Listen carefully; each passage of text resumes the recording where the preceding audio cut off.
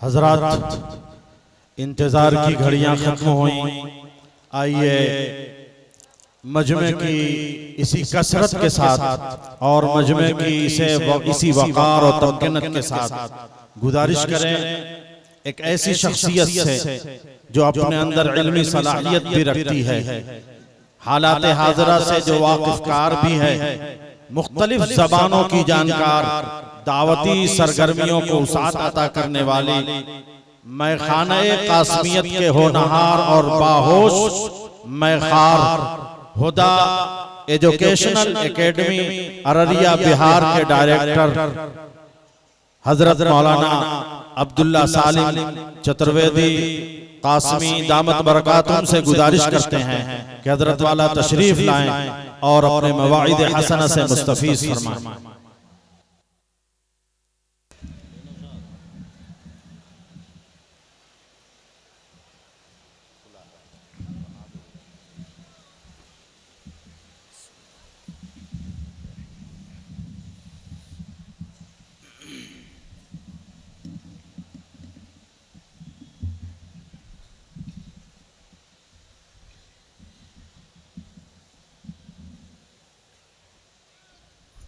जरूरत नहीं पड़े।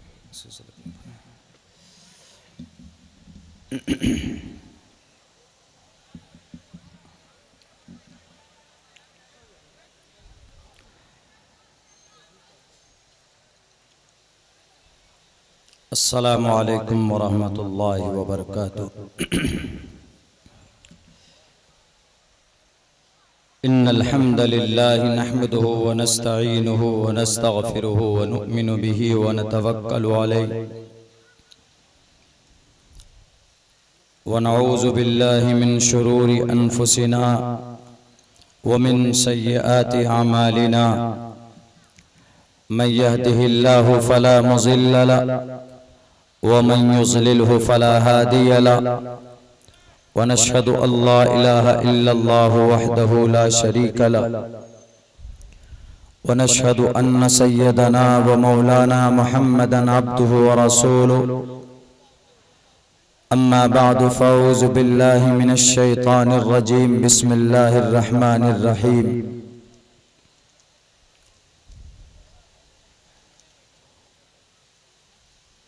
वक़ाल फ़ित्यतुन आमनू बिरब्बिहिम वज़िदनाहुम हुदन वरबतना अला क़ुलूबिहिम इज़ क़ामू फ़क़ालू रब्बुना रब्बुस समावाति वल अर्ज़। वक़ाल अल्लाहु तबारक व तआला फ़िल क़ुरआनिल मजीद वला तरकनू इलल लज़ीना ज़लमू फ़तमस्सकुमुन नार वमा लकुम मिन दूनिल्लाहि मिन औलिया सुम्मा ला तुनसरून। क़ाल अन्नबिय्यु सल्लल्लाहु अलैहि वसल्लम शाबुन नशअ फ़ी इबादतिल्लाहि फ़हुव fill जन्नह।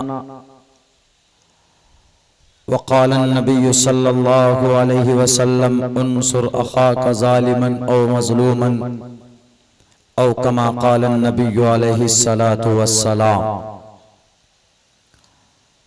Praise be to Allah. Peace and blessings on the Prophet of Allah subhanahu wa ta'ala, his descendants and all of his companions. We seek refuge in Allah from Satan the rejected and accursed. In the name of Allah, the most benevolent, the most merciful, the most compassionate. O my Lord, expand me my breast is my task for me. Remove the impediment from my speech so they may understand what I say.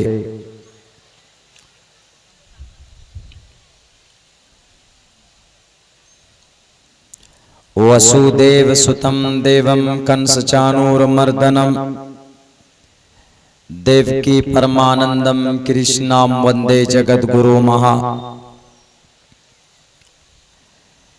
के हेतु ब्रह्मगतिस्तान्ति सत्संगतिर्दान विचारतोषा।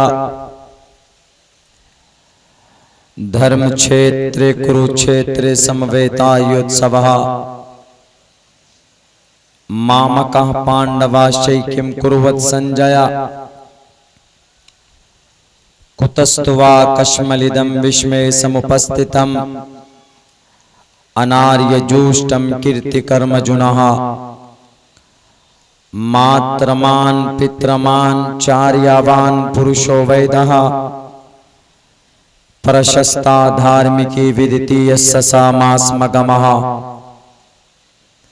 ओम शन्नो वरुणा शन्नो मित्रा शन्नो भवद्वर्यमा शन्ना ब्रह्मा बृहस्पति नमो ब्रह्मणे नमस्ते वायो तमेव प्रत्यक्षं ब्रह्मासि। ओम शांति ओम शांति ओम शांति। जनाब सदर जलसा मुअज़्ज़ज़ मुस्तनद मोअतमद उलमाए किराम और इस मजमे में हमारे गयूर मुसलमान भाइयों और अपने घरों में बैठी हुई इस जलसे को सुनने वाली हमारी समाज की इज्जतदार माँ और बहनों, सबसे पहले दिल की गहराई से मैं शुक्रगुजार हूँ अराकीन जलसा का। खुसूसन हमारे बड़े भाई शुआरा के दुनिया के एक बहुत ही एक्सपीरियंस्ड और तजुर्बेकार हमारे बड़े भाई दिल खैराबादी साहब, मैं बचपन से पढ़ाई के ज़माने से मैं उनको फॉलो करता हूँ एज अ शायर, उनके कलाम को पसंद करते हैं। और आज पूरे भारत में जहाँ वो जिस प्रोग्राम में जाते हैं गोया कि वो उनकी शिरकत उस प्रोग्राम की कामयाबी की एक बड़ी दलील होती। पिछले 5-6 साल से हमारी भी शिरकत उनके साथ होती है।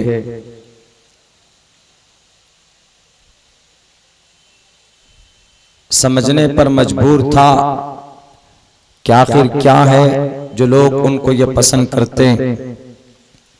तो यहाँ आने के बाद पता चला कि ये पावर उनका नहीं बल्कि ये पावर और ये करिश्मा और ये ताकत आप खैराबाद वालों के तरफ से जो उनको दी गई है, उसकी वजह से वो पूरी दुनिया के अंदर खुसूसन हमारे भारत की धरती में लोग उनको पसंद करते हैं।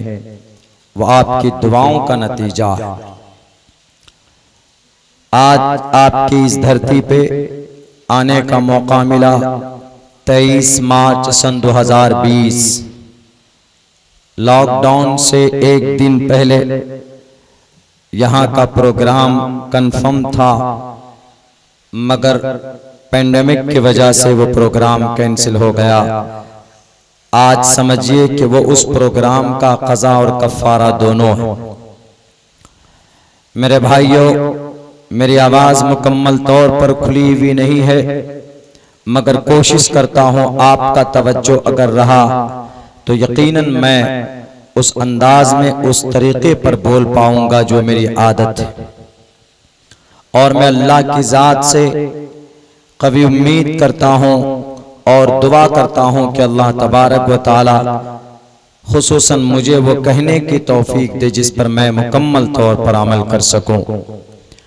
और इस मजमे में ही कहीं पर बैठे हुए हमारे बहुत ही मुशफिक जनाब कारी ताबिश रेहान साहब भी तशरीफ फरमा, वो अपने घर से चलकर यहाँ पर आए, उनका भी मैं शुक्रगुजार हूँ। तमाम लोगों का, एक एक फर्द का कि मुझ जैसे तालिब इल्म की बात सुनने के लिए आप यहाँ पर आए, मैं दिल की गहराई से we thank from the bottom of our heart, दिल की गहराई से आप सबका शुक्रिया अदा करता हूँ। नौजवान साथियों, मुसलमानों, इस मजमे में ज्यादातर हम नजर उठाकर देख रहे हैं हमारे नौजवान तबका यहाँ पर मौजूद। ये जवान नौजवान ये कौम की रीढ़ की हड्डी के मानिंद, किसी भी इंसान की पुश्त में, उनके बॉडी में रीढ़ की हड्डी की जो अहमियत होती है, अगर वह हड्डी टूट जाए या कमजोर हो जाए तो वह इंसान हेल्पलेस हो जाता है, वो कुछ नहीं कर सकता। इस कौम की रीढ़ की हड्डी हमारी ये जनरेशन, हमारे नौजवान तबका, अगर ये जवान तबका इसके अंदर बददीनी आ जाए या अपने मकसद से,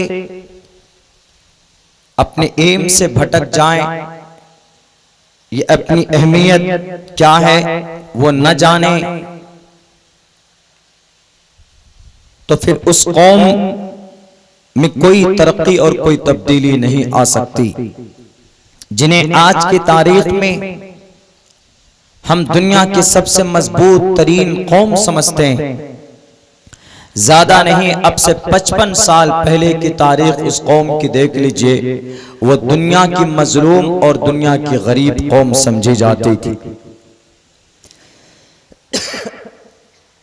मगर आज की तारीख में वो कौम इतनी ताकतवर बन गई है कि जिसका अंदाजा लगाना मुश्किल है। हम और आप उनके सामने नहीं खड़े हो सकते। इन स्पाइट ऑफ दैट, बावजूद इसके कि अल्लाह ने उस कौम की तौहीन और तजलील की सर्टिफिकेट कुरान के जरिए से आवाम को बताया, उसके बावजूद भी वो कौम आज सुपर पावर उसके पास, आज दुनिया के सारे इंफॉर्मेशन टेक्नोलॉजी, दुनिया के सारे आलात और दुनिया के सारे वेपन्स, दुनिया की कंपनीज जितने भी हैं वो सब उनके अंडर में। क्या वजह है कि चंद सदियों में वो कौम इतनी तरक्की कर गई? आप जब डीपली उसके ऊपर रिसर्च करेंगे तो पता चलेगा कि उस कौम के जो नौजवान तबका, जो 10 साल से जिन बच्चों की जिंदगी शुरू होती है, उन्होंने अपनी जिंदगी के अंदर उनके माँ बाप ने ऐसी परवरिश की कि 20 से 25 साल उम्र होते तक पहुंचते तक 25 साल का एक जवान उनके सामने नहीं खड़ा होता था, बल्कि 25 साल का एक बहुत बड़ा साइंसदान, एक बहुत बड़ा वैज्ञानिक, एक बहुत बड़ा प्रोफेसर बनकर सामने आता था। उनकी माँ और बाप की मेहनत की वजह से और उनकी इस तब्दीली की वजह से आज पूरी दुनिया के अंदर वो कौम कामयाब दुनियावी एतबार से मानी जाती। मगर अल्लाह तबारक व तआला ने हमारी कौम को और हमारे जवानों को और हमारी शरीयत, हम जिससे बिलोंग करते हैं, इसकी फजीलत और इसका मकाम और मर्तबा जहां पर भी देखेंगे, to the day of judgement, क़यामत तक बुलंद करके बयान किया। कहीं पर कहा वअंतुमुल आलौना इन कुंतुम मुमिनीन, कहीं पर कहा गया वअदल्लाहु अल्लज़ीना आमनू व अमिलुस्सालिहाति लयस्तखलिफन्नहुम फिल अर्ज़, जमीन पर तुमको खलीफा बनाया जाता है। इन्नी जाइलुन फिल अर्ज़ खलीफा, हम तुम्हें जमीन पर खलीफा और नायब बनाकर भेजना चाहते हैं। उसके बावजूद भी इस कौम की यह हालत है, हर तरफ से यलगार हम पर हो रहा है। हम कैसे इस जिल्लत से, इस रुसवाई से हम आगे बढ़ें? तो मैं कुछ नहीं हाथ बांध कर सिर्फ ये कहूंगा कि जवानों, आप अपनी जिंदगी के अंदर तब्दीली पैदा कीजिए। और जब जब जवान अंगड़ाई लेता है और जब जब जवान तबके में कोई परिवर्तन, कोई तब्दीली नजर आती है, तो फिर बड़े बड़े तुर्रम खास सर झुकाने पर मजबूर होते हैं। ये बात मैं अपनी तरफ से नहीं कह रहा हूं, ये बात कुरान और हदीस की रोशनी में आपको बताई जा रही। अगर आपको यकीन ना हो, अगर आपको ऐसा लगता है कि मौलाना अब्दुल्ला शायद हवाई बातें करते, मैं हवाई बातें आपके सामने नहीं पेश कर रहा हूं। उलमाए किराम की मौजूदगी में मैं अदब के साथ बेखौफ होकर यह बात कहना चाहता हूं। आप तारीख उठाइए असहाबे कहफ की, उस वक्त का जालिम बादशाह, उस वक्त का कुफ्र और दज्ल के एतबार से बहुत मजबूत बादशाह, जो उस वक्त के इंसानों को उनके मर्जी के मुताबिक अगर जिंदगी नहीं गुजारता था तो अपने जुल्म की चक्कियों में पीस दिया करता था। उसका नाम दकियानोस। दकियानोस के सामने अपने गांव समाज में ऐलान करवाया था कि मुझे खुदा मानो, मुझे रब मानो और मेरी शरीयत को फॉलो करो। तुम अपनी मर्जी के मुताबिक जिंदगी नहीं गुजार सकते। तो कुछ नौजवानों ने, जवान थे वो, बूढ़े नहीं थे, कुछ नौजवानों ने यह फैसला किया कि ये हो नहीं सकता, ये मुमकिन नहीं, इसलिए कि हमारा ईमान और आस्था एक अल्लाह की जात पर, हम अपने ईमान का सौदा नहीं कर सकते, हम अपने ईमान का दुनियावी एतबार से हम कॉम्प्रोमाइज नहीं कर सकते। तुम्हारे पास ताकत है तो तुम जब तक जीवित हो इस दुनिया में तब तक तुम अपनी ताकत का गलत इस्तेमाल कर सकते हो। और मैं उस जात पर ईमान और एतबार करता हूं जिसकी ताकत हमेशा से है और जो खुद हमेशा से है, वो हमेशा रहने वाली जात। मेरा आस्था, मेरा अकीदा उस अल्लाह पर। उस जालिम बादशाह के सामने दो टोक लफ्जों में अपना अकीदा और अपना मिशन जाहिर किया उन नौजवानों ने, और ये कहा वक़ाल फित्यतुन आमनू बिरब्बिहिम, उन नौजवानों ने कहा कि हम अपने रब पर ईमान लाते। वज़िदनाहुम हुदन व रबतना अला कुलूबिहिम, उनके इस तकरीर की वजह से उनके ईमान के अंदर बढ़ोतरी हुई। देखते ही देखते उस बादशाह, उस जालिम बादशाह का जुल्म बढ़ जाता है उन नौजवानों पर।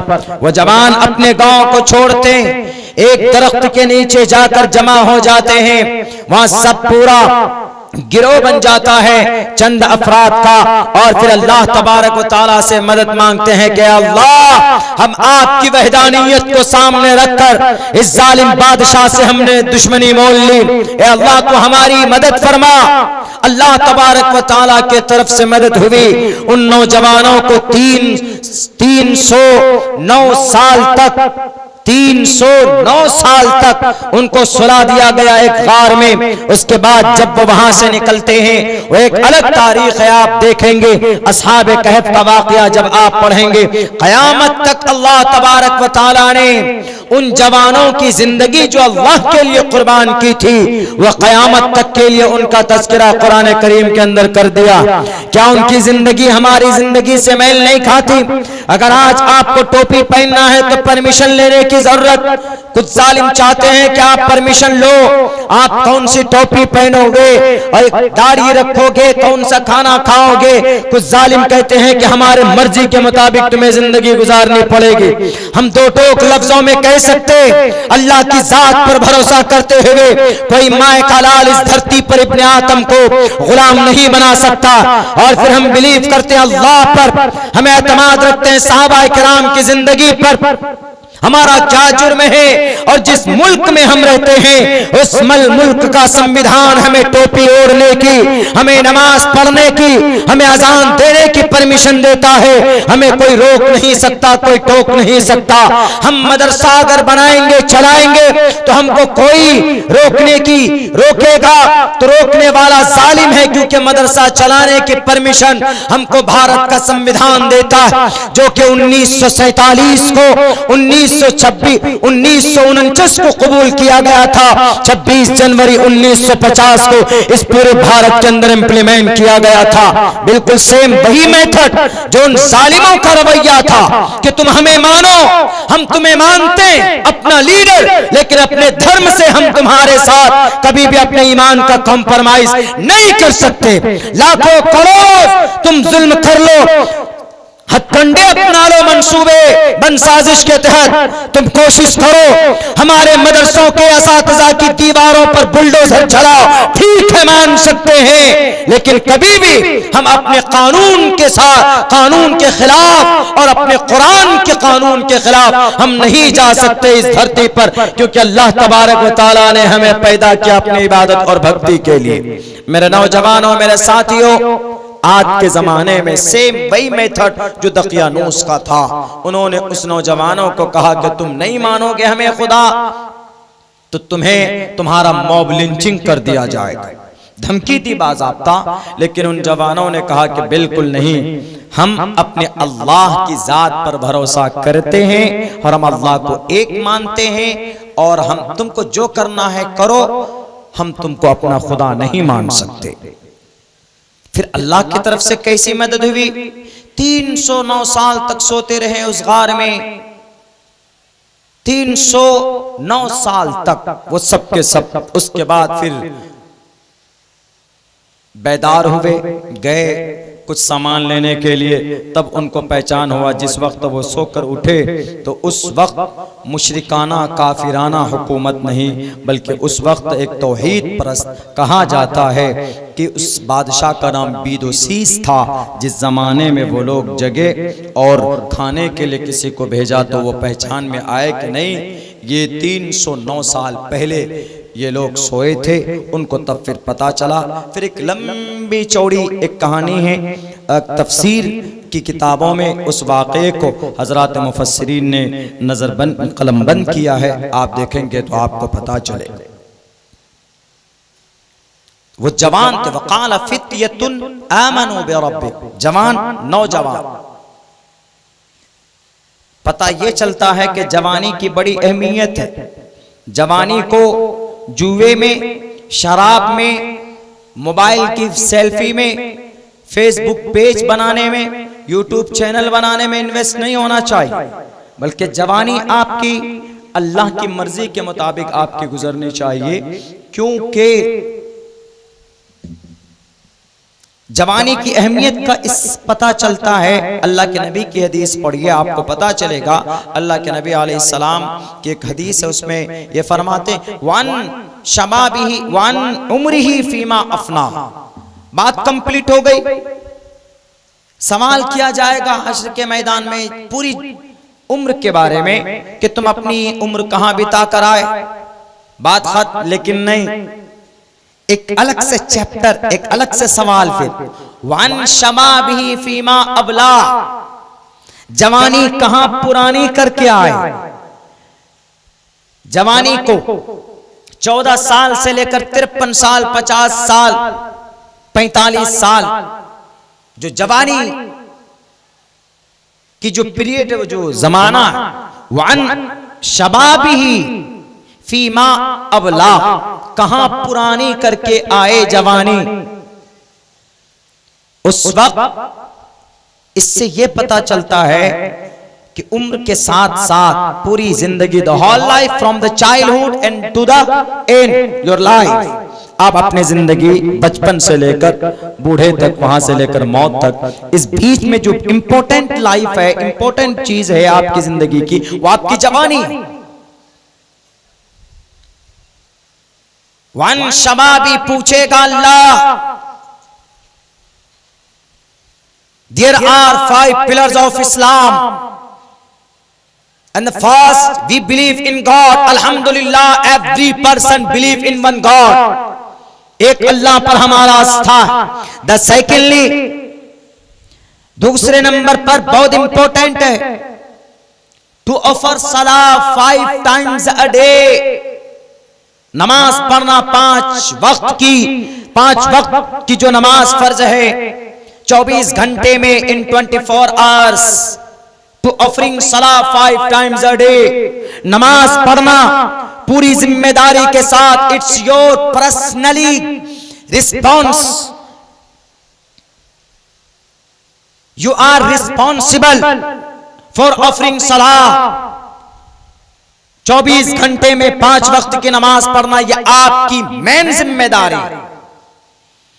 जवान हो कि नौजवान हो, कि साबिक जवान हो या बूढ़े हो, बालिग हो जाने के बाद नमाज दैट इज ए कंपल्सरी। लेकिन कितने लोग हैं जो पाबंदी से पढ़ते हैं? अल्लाह के नबी की हदीस नहीं मालूम कि जो मुसलमान जानबूझकर नमाज को छोड़ता है, मन तरक सलात मुतअम्मिदन फक़द कफर, वो कुफ्र के दरवाजे तक पहुंच जाता है। इमाम इसहाक बिन राहवे, इमाम अहमद इब्न हम्बल, ये दो यूं कहते हैं कि फक़द कफर का मतलब वो आदमी काफिर हो गया जो नमाज नहीं पढ़ता, जानबूझकर नमाज को छोड़ता। लेकिन और हजरात मुफस्सिरीन ने, मुहद्दिसीन ने गुंजाइश निकाली।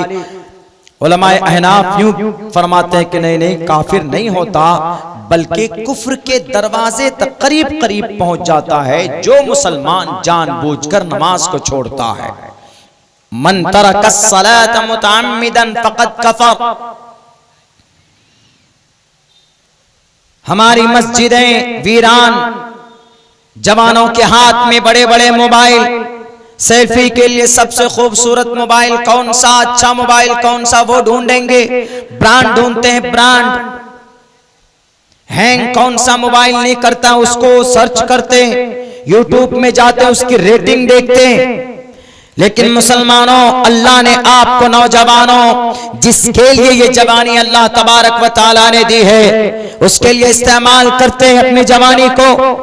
याद रखिए, अगर आपने अपनी जवानी को, अगर आपने अपनी जिंदगी को अल्लाह के रास्ते के लिए, अल्लाह की शरीयत के लिए अगर इस्तेमाल नहीं किया, खर्च नहीं किया, तो अल्लाह तबारक व तआला को इस धरती पर बहुत ज्यादा भीड़ मुसलमान बनकर, मुसलमान नुमा इंसान बनकर भीड़ की जरूरत नहीं है। अल्लाह तबारक व तआला अपने दूसरे अफराद को तैयार करेगा। या अय्युहल्लज़ीना आमनू मन यर्तद मिनकुम अन दीनिही फसौफ यअतिल्लाहु बिकौम। अल्लाह तबारक व तआला ऐसी कौम को लाएगा, उसके जरिए से अपनी शरीयत का काम लेगा। तुम्हारी जरूरत नहीं, अल्लाह उनसे मोहब्बत करेंगे, तुम्हें जलील और रुस्वा करेंगे। याद करो मुसलमानों, हजरत मूसा अलैहिस्सलाम के उस डिबेट को, उन जुमलों को, उन लाइन को, जब अल्लाह तबारक व तआला ने उनसे कहा था कि मूसा, जब तुम पर कोई जालिम बादशाह मुसल्लत होता है तो जालिम बादशाह को गाली मत देना, तुम्हारे आमाल बद की वजह, तुम्हारे कौम की आमाल बद की वजह से जालिम बादशाह तुम पर मुसल्लत किए जाते। याद रखो, अगर आज हमारी मस्जिदों के लाउड स्पीकर के ऊपर पाबंदी लगाई जाती है, या हमारे अजान के सामने में हनुमान चालीसा पढ़ा जाता है, तो ये हमें उनको गाली देने या उनको बुरा भला कहने की कोई जरूरत नहीं है, बल्कि हम इतने अपने दीन से, अपनी शरीयत से डिस्कनेक्ट हो चुके हैं, जिसकी बुनियाद पर हमारे अजान के सामने बहाना बनाकर वॉइस पॉल्यूशन का कहा जाता है कि हनुमान चालीसा हम पढ़ेंगे और तुम्हें लाउड स्पीकर पर अजान देने की आवाज नहीं, इजाजत नहीं होगी, वॉइस पॉल्यूशन होती। हमारा जुर्म है, हमारे आमाले बद की वजह से ये जालिम दंदनाते हैं। हजरत मूसा को दो टोक लफ्जों में कहा था कि मूसा, जब इस तरह के जालिम बादशाह मुसल्लत हो तो तुम्हारे कौम के गुनाह की बढ़ती हुई कसरत की वजह से ऐसा होता है, इसलिए तुम अल्लाह की तरफ लौटना और अपनी बेगुनाही और अपनी अल्लाह से, अल्लाह के सामने रोकर तौबा इस्तिग़फ़ार करना। जब तुम्हारा गुनाह माफ होगा, धरती के ऊपर गुनाह का बोझ कम होगा, तो अल्लाह तबारक व तआला जालिम बादशाह को खुद उठा लेता है, वो अल्लाह की तरफ मुझसे मुसल्लत किए जाते। आज हम उनको बुरा भला कहते हैं, हालांकि ऐसा कुछ नहीं। हमने भी कुछ दिनों पहले कहा भी था कि हम अजान पढ़ते हैं, कुछ हमारे बरादरान वतन को दिक्कत होती तो हनुमान चालीसा पढ़ते। हालांकि हनुमान चालीसा का मीनिंग और मतलब कोई बहुत ज़्यादा गलत नहीं है, लेकिन फ़र्क इतना है कि हम लोग अजान पढ़ते हैं तो अजान अल्लाह तबारक व तआला की बड़ाई बयान की जाती है, मोहम्मद रसूलुल्लाह की रिसालत का ऐलान होता है और नमाज की तरफ बुलाते हैं। इस अजान का और कोई अर्थ नहीं होता। मकसद अजान सिर्फ इतना है कि हम अजान देते हैं, वी वांट टू ऑफर सलाह, हम नमाज पढ़ने के लिए अजान देते बस। लेकिन हिंदू भाई भी हनुमान चालीसा पढ़ते। हनुमान चालीसा में अजनिमा, वो हनुमान जी की तारीफ में है जय हनुमान ज्ञान गुण सागर, अल्लाहु अकबर अल्लाहु अकबर, अशहदु अल्ला इलाहा इल्लल्लाह, अशहदु अन्न मुहम्मद रसूलुल्लाह, हय्या अलस सलाह हय्या अलल फलाह, अल्लाहु अकबर ला इलाहा इल्लल्लाह। कुछ लोग जानते नहीं समझते नहीं तो फौरन अजान पर एतराज कर देते। टीवी में डिबेट में जाएंगे तो कहेंगे कि अजान में अपमान किया जाता है। किसका? देखिए ना, आपके अजान में अशहदु अल्ला इलाहा इल्लल्लाह, गवाही देता हूं मैं अल्लाह के अलावा कोई पूज्य के लायक नहीं। तो इसलिए और जो हमारे परमात्मा है, हमारे ईश्वर परमात्मा विष्णु ब्रह्मा शिव और भी जो हमारे देवी देवता, उनका अपमान होता। हालांकि ये सोच गलत है। अगर गौतम बुद्ध सिद्धार्थ को बुद्धिस्ट मानते हैं तो उससे महावीर जैन की कोई हानि नहीं, कोई अपमान नहीं। या महावीर जैन स्वामी को जो मानता है वो गुरु नानक का, उसकी तौहीन नहीं कर रहा। अपना अपने अपने अकीदे के एतबार से, अपने कॉन्सेप्ट के एतबार से वो लोग करते हैं। एक दूसरे का सम्मान होना चाहिए। हम अजान पढ़ते हैं तो अजान में किसी की भी तौहीन नहीं होती। अजान देने का मकसद सिर्फ ये है कि हम नमाज पढ़ते, नमाज का वक्त हो चुका है, मुसलमानों नमाज के लिए चलो। और अजान के जो अल्फाज हैं उसका जो मीनिंग और मतलब, अल्लाहु अकबर कि अल्लाह सबसे बड़ा, अल्लाह सबसे बड़ा। अशहदु अल्ला इलाहा इल्लल्लाह, मैं गवाही देता हूं इस बात की कि अल्लाह के सिवा कोई माबूद नहीं। अशहदु अन्न मुहम्मद रसूलुल्लाह, और मैं गवाही देता हूं इस बात की कि मोहम्मद अल्लाह के रसूल हैं। हय्या अलस सलाह, हय्या बमाना फेले अम्र इति, हय्या आओ, लस्सलाह नमाज के तरफ आओ, हय्या अलल फलाह कामयाबी के तरफ आओ। अल्लाहु अकबर, अल्लाह सबसे बड़ा, ला इलाहा इल्लल्लाह, अल्लाह के सिवा कोई माबूद नहीं। यही माना और मतलब है अजान का। अगर किसी के पेट में दर्द होता है अजान के अल्फाज को सुनकर कि नहीं इसके अंदर कुछ ऐसा मतलब और मीनिंग है कि जब अजान दी जाती है तो इससे गलत असर कौम में, समाज में पड़ता है, मैं उन दिमाग में जिनके भूसा है, कीड़ा भरा हुआ है, मैं उन भाइयों से कहना चाहूंगा कि आप भारत नहीं, आप चले जाइए कहां, अमेरिका, आप चले जाइए फ्रांस, आप चले जाइए यूरोप, आप चले जाइए यूनाइटेड नेशन। दुनिया के तमाम विद्वानों को जमा कर लो, दुनिया के तमाम प्रोफेसर को जमा कर लो और अजान के मीनिंग और मतलब बताओ और कहो कि बताइए अजान में कोई मतलब ऐसा है कि जिससे किसी दूसरे की बेइज्जती होती या किसी दूसरे को मारने की बात कही गई अजान में। मुझे दिखा दो। पूरी दुनिया के विद्वानों को चैलेंज, पूरी दुनिया के साइंटिफिक साइंसदानों को चैलेंज, उठाओ, देखो, तहकीक करो।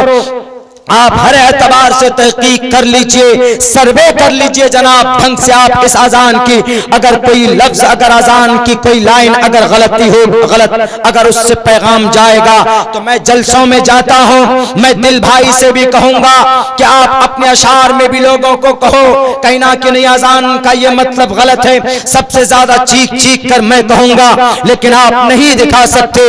वलन तफअलू, क़यामत तो आना आसान है, लेकिन अजान का कोई मतलब गलत हो, किसी लाइन का या किसी का अपमान हो, मैं उनको कहूंगा आओ सामने और साबित करो कि अजान का मतलब गलत है। अगर अजान का मतलब गलत होगा तो चीख कर कहूंगा कि अजान का मतलब गलत है। इसलिए मुसलमानों बिना अजान के ही नमाज पढ़ो। अजान इसलिए स्टेबल हुई थी, अजान का वजूद अल्लाह के नबी के सहाबा की जब जमात पड़ गई थी तो नमाज के लिए लोगों को कैसे जमा किया जाए, तो अल्लाह के नबी अलैहि सलाम ने मीटिंग और मशवरे के तौर पर सहाबा कराम को जमा करके कहा कि नमाज के लिए लोगों को कैसे बुलाया जाए। तो उस वक्त सहाबा ने मशवरा दिया क्या आग रोशन की जाए, किसी ने कहा झंडा तोलन किया जाए, किसी ने कहा कि नाकूस बजाया जाए, किसी ने कहा कि और अलग अलग मशवरे दिए, सब रिजेक्ट हो गए। उस वक्त मीटिंग बर्खास्त हो गई। लेकिन एक सहाबी को दूसरे दिन अल्लाह तबारक व तआला की तरफ से वही में ये अल्फाज सिखाए गए। उस सहाबी ने आकर मोहम्मद मोहम्मद रसूलुल्लाह से कहा, ए अल्लाह के नबी, मुझे सपने में ये अल्फाज सिखाए गए, बताए गए। तो अल्लाह के नबी ने उनकी तस्दीक की और कहा कि बिलाल को सिखाओ। बिलाल की अजान, बिलाल की आवाज बहुत खूबसूरत और बहुत ऊंची आवाज। बिलाल रज़ी अल्लाह ताला अन्हु सिखाए जाते हैं। सबसे पहले अजान दी जाती है। अजान मीन्स टू अनाउंस, अजान मीन्स टू लिसन, अजान मीन्स बीइंग अबाउट हियर, और कोई दूसरा मतलब नहीं होता। नफरत परस्तों, साबित करके दिखाओ। आज से बैन लगा दिया जाएगा अजान के ऊपर, नहीं दिखा सकते। क्यों? अजान का कोई दूसरा अर्थ और मतलब है ही नहीं। अजान दी जाती है। एक 5 साल का बच्चा अगर उसके मुंह में जुबान है, पूछो कि अजान बेटे क्यों दी जाती है, तो बच्चा कहेगा कि अजान देने का मकसद सिर्फ यह है कि नमाज का वक्त हो गया, और कोई दूसरा मकसद तो नहीं है। बिल मुकाबिल हनुमान चालीसा, हनुमान चालीसा हमारे हिंदू भाई पढ़ते हैं, पढ़ें, हमको कोई एतराज नहीं। जय हनुमान ज्ञान गुण सागर, जय कपीसते हो लोक उजागर, रामदूत अतुलित बलदामा, अंजनी पुत्र पवन सुतनामा, महावीर विक्रम बजरंगी, कुमति निवार सुमति के संगी, कंचन वरन विराज सुबेशा, कानन कुंडल कुंचित केशा। हनुमान चालीसा ये सिर्फ 5-6 लाइन है, जो संस्कृत में भी है और कुछ हिंदी अल्फाज भी जुड़े हुए। इसका मीनिंग और मतलब क्या? हनुमान चालीसा जब पढ़ा जाता है, जब हमारे हिंदू भाई किसी संकट में होते हैं, वो अपने अकीदे के एतबार से वो हनुमान चालीसा पढ़ते हैं। चूंकि संकट से सीता मैया को हनुमान ने ही निकाला था, तो इसलिए हनुमान चालीसा पढ़ा जाता है। वो एक भजन पूरे 2-3 पेज में है, वो पढ़ेंगे श्रीमद् भगवत गीता के सब लास्ट पेज जब पढ़ेंगे उसमें आपको पता चल जाएगा। जय हनुमान ज्ञान गुण सागर, जय मतलब जय हो हनुमान, हनुमान आपका जय हो, ज्ञान गुण सागर आप बहुत ज्ञानी बड़े गुण वाले हैं। जय कपीस ते हो लोक उजागर, कपीस भी हनुमान का नाम। जय हो कपीस ते हो लोक उजागर, ते हो 3 लोक में, 3 दुनिया में आपका चर्चा है। 3 दुनिया कौन सी? पहली दुनिया ये दुनिया भूलोक, उसके बाद फिर स्वर्गलोक, उसके बाद फिर मृत्युलोक। तीनों दुनिया में आपकी कीर्ति है, तीनों दुनिया के अंदर आपका चर्चा है। जय कपीस त्यों लोक उजागर, तीनों दुनिया में आपका चर्चा है। आगे महावीर रामदूत अतुलित, राम के दूत थे, राम के मैसेंजर थे, वो राम के मुईन व मददगार थे। रामचंद्र जी के बीवी का अपहरण हुआ तो सुखदेव के पास गए थे, तो सुखदेव को कहा था रामचंद्र जी ने कि बेटे जरा मुझे सीता की खोज के लिए मुझे कोई वानर दो मदद के लिए। तो सुखदेव ने गिफ्ट किया था, हदिया दिया था हनुमान को। हनुमान एक वानर है, वानर सेना के सरदार थे हनुमान जी। तो रामदूत, राम के दूत, अतुलित बलदामा, बहुत ज्यादा ताकतवर बलदामा। एक मौके पर लक्ष्मण जी के को एक बूटी की जरूरत थी, दवाई की, तो राम ने कहा हनुमान जाओ ढूंढ करके लाओ। एक पहाड़ी पर गए, वहां उस पहाड़ को छान मारा, देखा दवाई नहीं मिली। उसके बाद हाथ नीचे देकर, एक हाथ में वज्र, एक हाथ में पूरे पहाड़ को उठाकर लेकर आ गए। रामदूत अतुलित बलदामा, अंजनी पुत्र, बिना माँ बाप के पैदा हुए, पवन सुत नामा, पवन सुत नामा, और हवाओं पर सफर करने वाले, महावीर विक्रम बजरंगी, महावीर भी थे, विक्रम भी थे, बजरंगी भी थे। बजरंगी नाम है हनुमान का। इनके नाम पर एक फिल्म है, नौजवानों को पता होगी, एक फिल्म बजरंगी भाईजान, ये नाम है हनुमान का, महावीर विक्रम बजरंगी। कुमति निवार, हनुमान वो थे कुमति निवार, जिसका दिमाग खराब था उसके दिमाग को ठीक करते थे। सुमति के संगी, और जो अच्छे होते थे उसको सपोर्ट करते थे। कंचन वरन विराज सुबेशा, घुंघरियाले बाल वाले, पीले रंग वाले, कंचन वरन विराज सुबेशा, कानन कुंडल कुंचित केशा, घुंघरियाले बाल, हाथ में वज्र, और दूसरों की मदद करते थे। एक तरफ अजान में अल्लाह की बड़ाई है, एक तरफ हनुमान चालीसा में एक मनुष्य, एक वानर की तारीफ की गई। हम अजान पढ़ते नमाज के लिए, हिंदू भाई भजन गाते हैं, हनुमान चालीसा पढ़ते हैं कष्ट को दूर करने के लिए, लेकिन फर्क यह है कि एक तरफ वानर की तारीफ हो रही है और एक तरफ अल्लाह की तारीफ हो रही। हम अजान पढ़ते हैं, हमें अजान पढ़ने की इजाजत भारत का संविधान हमें देता है। हमारे हिंदू भाइयों, हमें कोई आपत्ति नहीं है कि आप भजन पढ़ें, इससे भी ज्यादा आप गायत्री मंत्र पढ़ें, इससे भी ज्यादा आप ब्रह्मा सूत्र पढ़ें, इससे भी ज्यादा आप मूल मंत्र पढ़ें, कुछ भी पढ़िए, हमको कोई आपत्ति नहीं। लेकिन हमारे मस्जिद के सामने जब अजान होती है तो आप हमारे मस्जिद के सामने में लाउड स्पीकर तान करके अजान आप अपने भजन पढ़ने लगते।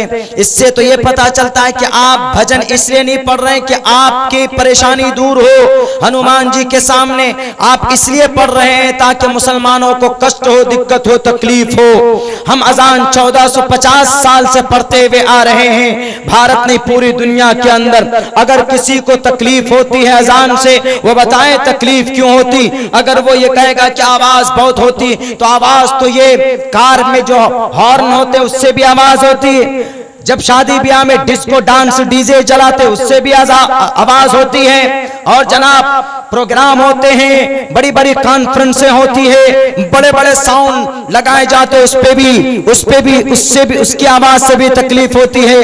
अगर तकलीफ की बात है तो फिर सारे हॉर्न को ऊपर बंदिश लगाइए, सिर्फ अजान पर नहीं। अजान 1450 साल पहले दी जाती, 50 साल पहले से दी जाती। अजान के ऊपर पाबंदी लगाना, इससे साफ पता चलता है कि मुस्लिम माइनॉरिटी को डराने की कोशिश की जाती। मुस्लिम माइनॉरिटी को कभी मस्जिद में बुलडोजर चलाकर, कभी मस्जिद में लाउड स्पीकर पाबंदी लगाकर, कभी हमारी नमाज पर, खुदा के वास्ते हम अगर नमाज पढ़ते हैं, हम अगर अजान देते हैं तो ये संविधान के खिलाफ नहीं है, ये कानून के खिलाफ नहीं है। अगर तुमको पता नहीं है तो उठाओ, भारत के संविधान का आर्टिकल नंबर 25 में कहा गया कि फ्रीडम ऑफ कॉन्शियंस, फ्रीडम आजाद है ऑफ कॉन्शियंस। हम सोच सकते हैं, हमारी सोच पर कोई पाबंदी नहीं लगा सकता है। Freedom of conscience and free profession and practice. Profession हमारे अकीदे की आजादी है और प्रैक्टिस और अमल की आजादी है। हम दुआ मांगे या नमाज पढ़ें या ईदैन की नमाज पढ़ें या अजान पढ़ें या कुरान की तिलावत करें, हमको कोई नहीं रोक सकता इस धरती पर। क्यों? भारत का संविधान हमें परमिशन देता। Freedom of conscience and free profession and free profession practice and propagation of the religion. जलसा होता है, प्रोपेगेशन ऑफ द रिलीजन। हम अपने धर्म की अच्छाई को बयान कर सकते हैं। क्यों? प्रोपेगेट का मतलब धर्म की अच्छाई को लोगों के सामने रखना, ये जुर्म नहीं है। हिंदू भाई सत्संग करें, वो गीता पढ़कर बयान करें, उनको भारत का संविधान मना नहीं कर सकता। अगर कोई मुसलमान टोकता है तो मुसलमान मुजरिम, उसको इजाजत नहीं है कि अगर कोई हिंदू भाई भजन पढ़े तो वो जाकर यूं कहे कि तुम नहीं पढ़ सकते इस देश के अंदर। इस देश में आजादी है उसको पढ़ने की। अलबत्ता अगर अल्लाह की नजर में वो जुर्म करता है तो आप उसको प्यार से समझा सकते, आप उसको बता सकते। जबरदस्ती इस्लाम का कलिमा नहीं थोपा जाता। अल्लाह खुद मना करता है, ला इकराहा फिद्दीन। इसलिए दुनिया के जालिमों सुनो, हम मुसलमान नमाज पढ़ते हैं, ज़कात देते हैं, रोजा रखते हैं, मदरसा चलाते हैं, मस्जिद में नमाज पढ़ते हैं। इसको करने की इजाजत हमको भारत का संविधान देता। Freedom of conscience, free profession, propagation of the religion. नौजवानों, ये वो चीजें हैं जिन्हें दफन करके रख दी गई। आपको बुज़दिल बनाया जाता है, आपको डराया जाता है, और आप वो है कि डर जाते नहीं। हम इस देश के जितने अपने लहू से मोहब्बत करते उतनी इस देश की मट्टी से मोहब्बत करते। सींचा है इसको हमने, हजारों क्विंटल खून देकर इस धरती को हमने सींचा। 1922 में आपका मदरसा बना, बुलडोजर क्यों चला उसकी दीवार पर? आप पूछ सकते हैं, आपका अथॉरिटी, आपको फंडामेंटल राइट दिया गया। बहरे कैफ हम उधर नहीं जाएंगे। हम तो इतना कहेंगे, हमारे नौजवानों, आपकी जवानी कहां जा रही है? आपकी जवानी गलत चीजों में मुस्तअमल हो रही। इसलिए अल्लाह के वास्ते, खुदा के वास्ते लौट करके आइए, अपने शरीयत के मुताबिक जिंदगी गुजारने की कोशिश कीजिए। यहूदी सबसे ज्यादा नफरत परस्त कौम और यहूदी सबसे ज्यादा ताकतवर कौम।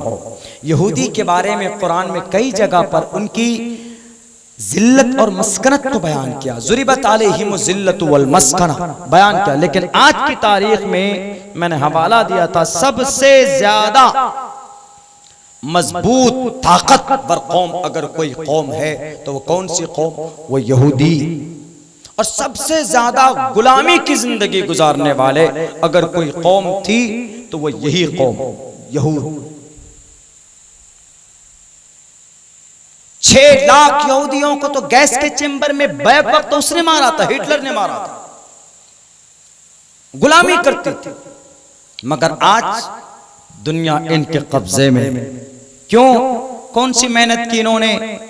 वो कौन सा अमल किया जिसकी वजह से ये कौम पलटकर दोबारा काबिज हो गई? इन्होंने मेहनत की, नए जनरेशन की तब्दीली शुरू की उन्होंने, नए जनरेशन। हमारा बच्चा आज की तारीख में 2 दिन पहले यूपीएससी का रिजल्ट निकला, 665 बच्चे हमारे इस देश में फिर सिविल सर्विसेज के लिए मुंतखब किए गए। उनमें से मुस्लिम बच्चों की तादाद 23 है। मुस्लिम बच्चों की तादाद। सिविल सर्विस का मतलब यह होता है कि आप जब वो क्वालिफाई करते हैं तो वहाँ से डीएम बनता है, वहाँ से एसपी बनता है, एसडीएम बनता है, एसपी डीएसपी बनता है, उसी प्लेटफॉर्म से बनता है। बच्चे जब मेहनत करते हैं तो फिर इस स्टेज पर पहुंचते हैं। उन्होंने अपने बच्चों के ऊपर मेहनत की, अपने बच्चों पर, यहां तक कि जो बच्चा मां के पेट में, यहूदी मां दूध पीती थी सिर्फ इस मकसद से कि मैं दूध पीऊंगी, इस बच्चे के दिलो दिमाग के अंदर असर होगा। यही वजह है कि यहूदी बच्चा, हमारे मैट्रिक का बच्चा और यहूदियों के 5 क्लास का बच्चा मुकाबला नहीं कर पाते। हमारा बच्चा सिर्फ मोबाइल में, फेसबुक में बाल उल्टे सीधे कटाने में आगे, और यहूदियों के बच्चे, हमारे बच्चे खाने के लिए, आज जब मैं आ रहा था ट्रेन में बैठे हुए थे, सामने एक छोटा सा बच्चा, उसके माँ, उसके अब्बा भी थे साथ में, एक छोटा सा बच्चा खाना जैसे प्लेट में दिया, वो नहीं खाने लगा, रोने लगा कि नहीं हम नहीं खाए। पूछा उसके माँ ने उससे मालूम किया क्यों नहीं खाओगे? उन्होंने कहा इसलिए नहीं खाएंगे कि मुझे मोबाइल दो, पहले मोबाइल में गेम लगाओ। मोबाइल में गेम लगाया, उसको ऐसे टीवी की तरह उसको सेटअप किया बोतल में, और तब वो खाने लगा। ऐसे भूत सवार हो गया उस बच्चे में। और उस बच्चे का जो कार्टून जो आया उसमें वीडियो कौन बनाता है? ये टोटल कार्टून जितने भी देखे जाते हैं मोबाइल में हमारे बच्चे देखते हैं, इन सब का मूजिद और इन सब को बनाने वाला भी यहूदी बच्चे। वो तैयार करते हैं, आप पर हुक्मरानी करते, और हम और आप उनके गुलाम बने बैठे। यहूदियों ने फेसबुक लॉन्च किए, मार्क जुकरबर्ग बने, उसका जाइए, उसका खुद की आईडी नहीं है फेसबुक पे। व्हाट्सएप बनाने वाले के खुद आईडी नहीं, उनका व्हाट्सएप ग्रुप में नाम कोई ग्रुप नहीं है उनकी। हमें और आपको बदनाम करने के लिए, हमें और आपको बर्बाद करने के लिए इस्तेमाल करिए, मना नहीं करता हूं, लेकिन आप अपनी लाइफ का, अपनी जिंदगी का मकसद भूल चुके। हमारे जवानों से पूछ लीजिए, मैं समझता हूं कि 50-60% ऐसे हमारे नौजवान होंगे यहां पर जिनको गुस्ल के फराइज ढंग से मालूम नहीं होगा, वजू के क्या क्या फराइज नहीं जानते, शराइत अरकान नमाज क्या है, शराइत नमाज क्या नहीं बता पाएंगे वो हमारे मुस्लिम नौजवान। मेरे नौजवानों, जब आपकी जिहालत और शरीयत से आपकी बेतवज्जोही यहां तक पहुंच जाए तो फिर यकीनन ये बात कही जा सकती है, तो फिर कोई भी आकर के आपको डरा देगा, धमकाएगा, और आपके अंदर इससे साफ पता चलता है कि आपके अंदर ईमान की कोई ताकत नहीं बची। आज की तारीख हमारे सामने जवान गुजरे हैं, हम ही जवान नहीं है। हमसे पहले कौन आए? इमाम मालिक आए कि नहीं आए? उलमाए कराम बैठे 17 साल की उम्र में मदीनतुल मुनव्वरा के चीफ ऑफ जस्टिस बन गए थे इस्लाम के। तारीख उठाकर देखिए, हजरत अबू बकर सिद्दीक की उम्र कितनी थी जब वो उन्होंने कलीमे को एक्सेप्ट किया था? मात्र 36-35 साल। उमर फारूक जब इस्लाम के दामन आए कितनी उम्र थी? 26 साल। उस्मान ज़ुन्नूरैन की जिंदगी उठाकर देख लीजिए कितनी साल की उम्र थी? 20 साल की उम्र आए इस्लाम के दामन में। सबसे छोटे हजरत अली की जिंदगी कितनी थी जब वो अल्लाह के नबी अलैहिस्सलाम के साथ आए और कलीमा पढ़ा और कहा कि मोहम्मद, मैं I want to convert my religion into the Islam openly, I will tell the every person, मैं सबको बताना चाहता हूं। उन्होंने कहा कि अपने अब्बा से मशवरा करो। अबू तालिब से उन्होंने कहा अब्बा से क्यों मशवरा करें? मुझे जरा बताओ, मेरे अल्लाह ने जब मुझे पैदा करने के लिए जब सोचा तो क्या अब्बा से मशवरा किया था? कहा नहीं। कहा जब अल्लाह ने मेरी पैदाइश के वक्त मेरे बाप से नहीं पूछा तो मैं क्यों अपने बाप से पूछूं अपने उस अल्लाह के दीन को कबूल करने के लिए। 12 साल की उम्र थी नौजवानों, 12 साल की उम्र हजरत अली रजी अल्लाह तआला अन्हु की जब इस्लाम को हथेली पर रखकर उन्होंने अपने सीने में उतारा था। इस दुनिया का काफिर, इस दुनिया का अबू जहल, इस दुनिया का फिरौन अबू जहल, कितने बच्चों ने उनको अधमरा किया था? 2 मासूम बच्चों ने, एक की उम्र 13 साल, एक की उम्र 14 साल, मास एंड मुअव्विस, इन दोनों ने बद्र के मैदान में उनके टखने में जाकर वार किया था। पूरी एक तफसील है उन दोनों के बहस मुबाहसे की, उनकी कन्वर्सेशन की। लेकिन मैं बताना चाहता हूं, सिर्फ उम्र देखिए कितने छोटे छोटे। हजरत मुसअब बिन उमैर की उम्र कितनी साल है? 26-36 साल की उम्र में फतह करने के लिए निकल गए। मोहम्मद बिन कासिम अस्सक़फ़ी की उम्र कितनी थी? 18 साल, 17 साल। अब्दुर्रहमान इब्न औस कुस्तुनतुनिया को फतह किया 18 साल की उम्र में। मेरे नौजवानों, कहां हम जा रहे हैं? हजरत अब्दुल्ला इब्न अब्बास मुफस्सिरीन का कलम वहां पर रुक जाता है तफसीर के मामले में कोई इख्तिलाफ हो जहां पर अब्दुल्ला इब्न अब्बास की रिवायत आ जाए। मैं झूठ बोलता हूं? उलमाए किराम का मजमा यहाँ पर स्टेज पर बैठे हैं, पढ़े लिखे लोग यहाँ पर मौजूद। मेरी जुबान पकड़कर पूछेगा कि अब्दुल्ला झूठ बोलते हो? अब्दुल्ला इब्न अब्बास की उम्र मात्र 16 साल की उम्र थी जब वो मुफस्सिर के तफसीर के इमाम बन चुके थे। आज हमारे जवान किनके इमाम बने हुए? सलमान खान, शाहरुख खान, आमिर खान, सारे खान। और फिल्म एक्ट्रेस की कौन सी फिल्म फ्लॉप हो रही, कौन सी कितनी रेटिंग पे चल रही है। मेरे नौजवान साथियों, आपकी जवानी इस लिहाज के लिए अल्लाह, इन चीज़ों के लिए अल्लाह तबारक व तआला ने नहीं बयान किया। हमारा जो दीन है, जो शरीयत है, वो आज जहालत की वजह से लोग दुश्मनी करते हैं। वरना मैं तो वो तालिबे इल्म हूँ कि बहुत से लोगों ने हमसे पूछा कि मौलाना कब तक चीखिएगा कुरान के ऊपर, कब तक बात कीजिएगा शरीयत के ऊपर, थोड़ा मॉडर्नाइज होइए, यानी थोड़ा जमाने के एतबार से चेंजिंग लाइए आप अपनी शरीयत में। हमने कहा कि क्या मतलब है चेंजिंग लाइए का? बोला आप लोग सिर्फ कुरान कुरान करते हैं, आप लोग इस्लाम इस्लाम करते हैं, आप लोग दुनिया से बाहर निकलिए। हमने कहा कि क्या क्या करना चाहते हैं बोलिए? बोला कुछ नई चीजों को वजूद में लाइए। हमने कहा कि कौन सी चीज लाएं? बोला जैसे बहुत सारे ऐप्स बनते हैं, ऐप लॉन्च कीजिए आप लोग मुसलमान लोग, न्यूज चैनल्स खोलिए आप लोग और दुनिया में कुछ आविष्कार कीजिए। हमने कहा पागल, तुझे पता ही नहीं, दुनिया के अंदर आविष्कार कीजिए। अभी तुम पूछ रहे मुसलमानों से, दुनिया के बड़े बड़े आविष्कार तुम्हारे दादा ने किए, टोटल के टोटल मुसलमानों ने सारे आविष्कार किए। तुझे पता नहीं है तो ये तुम्हारी जहालत है। वरना बड़े बड़े जितने आविष्कार हैं और जितने तारीखी इक़दामात किए गए वो इस्लाम के प्लेटफॉर्म से हुए। उन्होंने सवाल कर लिया कि अच्छा मौलाना ये बता दीजिए तो कि जैसे व्हाट्सएप है, इसी के आसपास में कोई ऐसी चीज बता दीजिए कि जो मुसलमानों ने इसको लॉन्च किया। हमने कहा कि व्हाट्सएप में होता क्या है? उसके पास व्हाट्सएप है, इसके पास व्हाट्सएप, नंबर कनेक्टेड है, कोई चीज भेजते हो तो फौरन पहुंच जाती, लिंक है। लेकिन अरे इस व्हाट्सएप से पहले व्हाट्सएप एक ऐसी वजूद में आ चुकी थी। हजरत उमर फारूक की जिंदगी उठाकर देखो, जब वो खुतबा पढ़ा रहे थे मस्जिद में, खुतबा दे रहे थे मस्जिद में, तब उन्होंने एक आवाज लगाई थी, या सारिया।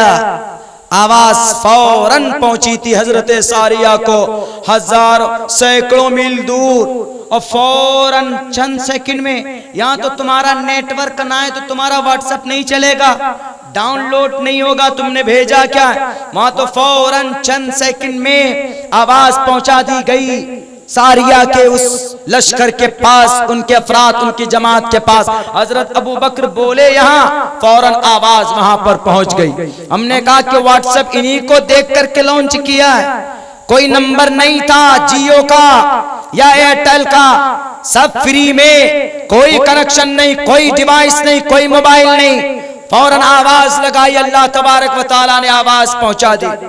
हजरत इब्राहिम रजी अल्लाह, हजरत इब्राहिम अलैहिस्सलातु वस्सलाम आवाज लगाते हैं, जिन जिन लोगों ने उनकी आवाज पर लब्बैक कही वो बैतुल्लाह जाएंगे हज करने के लिए।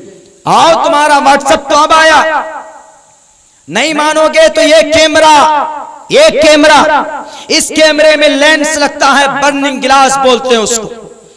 इस कैमरे का बर्निंग गिलास तुम्हारे दादा ने बनाया।